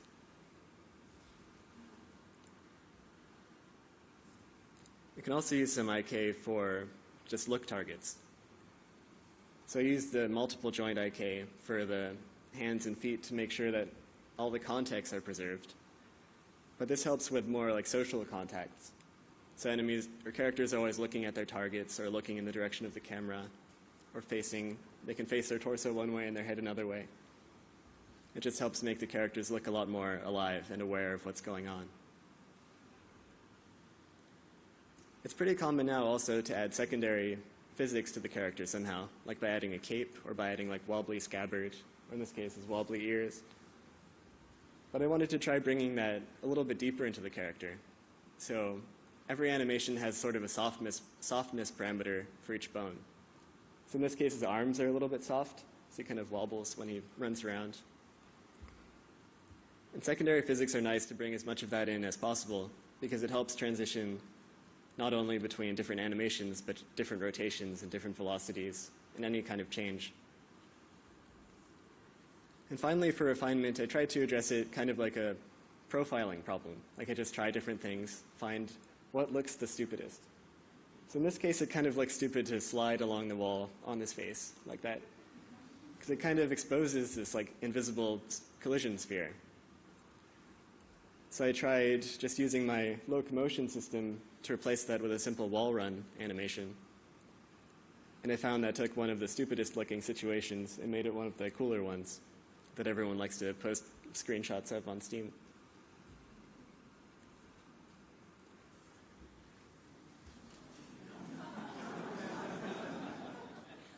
And almost every game now uses ragdolls for destroyed characters. And I first saw them in Carmageddon 2, where they just used simple box physics to allow you to collide with pedestrians and pile drive them into walls, or like knock one pedestrian into another one and make them both fall over. But I didn't see articulated ragdolls until Hitman, Codename 47, which kind of blew my mind at the time, because you can drag on the bodies by any limb that you want to, or you could blast them up against walls and they'd kind of slide down in a dramatic way. And since he wrote a paper about it, the guy who did this, I immediately wanted to try it for a game jam project. So here's one where you're a psychic bodyguard, where you have to protect the VIP in the white outfit by shooting all these guys. So the instant ragdoll transition worked well for extreme situations, like you blow their limbs off with a grenade or something. But in movies, there are often different kinds of death animations that are more dramatic and drawn out. Like this guy is kind of falling slowly like a tree, or someone's clutching their shoulder when they get shot. Or even sometimes they just act it out by standing up for a while, so the hero can just shoot them dramatically and satisfyingly many times. Like this poor guy here. So I tried just delaying the ragdoll a little bit to allow the characters to have a bit more time to react to what's going on. It's like if you shoot them in the leg, they might grab their leg, and if you shoot them again, then they'll go into an immediate ragdoll. Or they'll stay up for a little while so you can just unload your machine gun into them. And it even added a little bit to the gameplay, because sometimes you'll shoot someone and they're dying, but they're still about to kill your VIP, so you have to keep shooting them. Which is very violent now that I think about it. But it did add to the game, I think.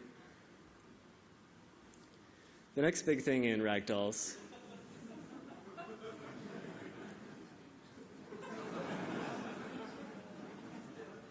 Rockstar announced they're using this tech called Euphoria to add active ragdolls. So they had some kind of AI for the joint forces. So they're not totally limp. They're still trying to do something, like grab onto things or sort of keep their balance. So I tried doing something like that in Overgrowth and started with pose matching. Just try and preserve whatever pose he was in by applying joint constraints. And that was pretty fun to do. The next step was to add animation matching. So now he's playing his walk animation, but he's not really walking very well. And finally, I extended that to like an actual useful system. So when he's far away from a surface, he'll flail with these 3 flailing keyframes. And when he gets close to a surface, he'll kind of curl up and try and protect himself. And if there's a surface coming to the front, he'll put his arms out forwards. It doesn't help very much. But it makes him look a lot more alive, and less like he's just unplugged from the matrix. So a lot of the time when you punch someone, they'll fall over, and I don't want them to keep looking like they're dying and getting resurrected. The same kind of techniques can be applied to anything, any kind of animation, not just third-person characters. Like in this case, I made a game jam project called Receiver, which is all about really detailed gun manipulation. So instead of R for reload, it's like R is rack the slide, and E is like eject magazine. So I had to divide it all up into little stages like this. And linear interpolation continues to look bad. So I tried using the spring interpolation again. And that already, I thought, looked pretty natural. Like even with just our 3 keyframes, like that's more like how someone's arm might move around. It still reacts instantly to any controls. Like you can interrupt any of those transitions at any time. But we still only need 3 keyframes for that. I use a similar kind of rotational spring for the gun, which I use for any kind of sudden impacts. Like there's the gun recoil, of course. But I also used it for footsteps and even for like taking out a magazine and slamming it back in. It just helped accent the movements a little bit.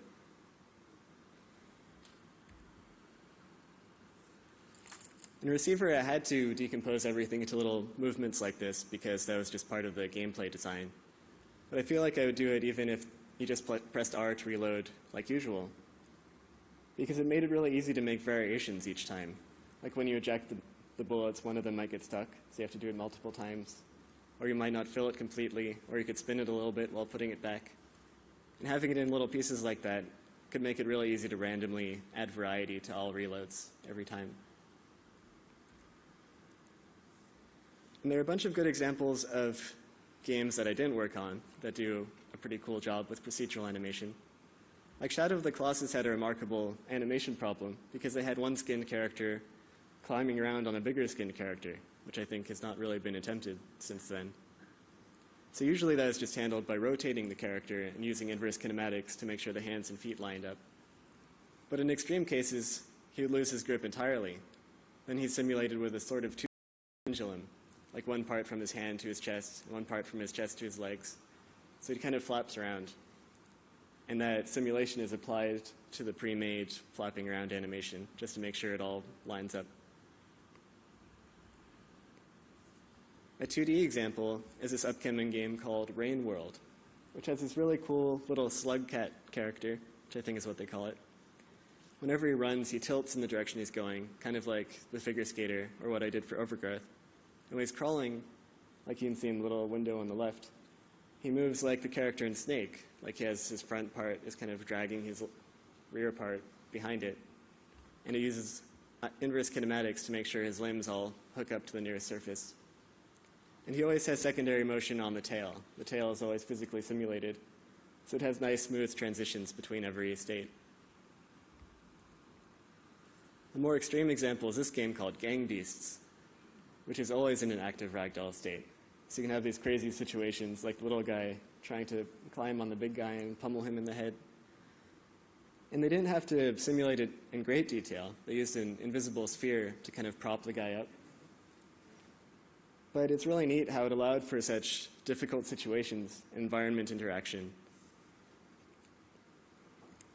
And you don't have to take it quite this far. You could always do like a hybrid. So sometimes they're active ragdoll, and sometimes they're moving around normally. But I thought this was a great case study.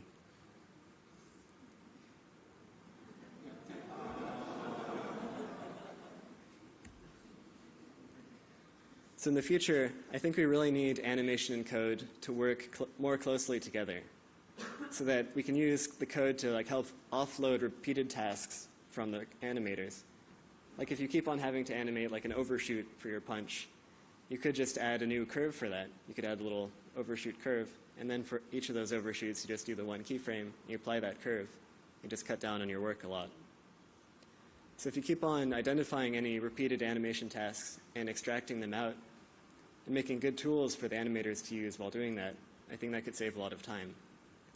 It would also allow animators to focus a lot more on the performance and less on the busy work, like transition animations and repetitive things.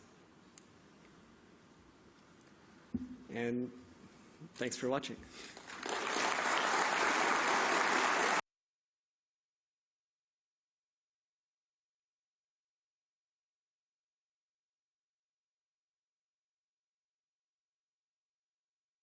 Like for the pose matching, I'll just read the relative matrices from the animation, and then I just apply a joint constraint to enforce those relative positions in bullet and things like that. Right on. So I don't really have like specific user-friendly tools that I can sell, but I could tell you how it works. Thank you. Mm-hmm. Can you think of good ways of, like one of the main problems with using just physics to move between keyframes is you lose intentional in-betweens, which is something that animators really like having control over.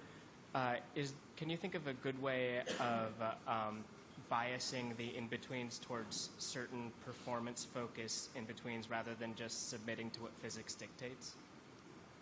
Well, it's still kind of animating in the same way as you normally would, but you would take the transition that you would normally animate with the intentional in-betweens and then kind of try and abstract that out a little bit so it can apply to multiple transitions, which is mostly what I'm trying to do. I'm trying to avoid the combinatorial explosion of trying to transition from every stand to every crouch, so we can kind of make it more of a linear nod explosion, if possible. Hi, yeah.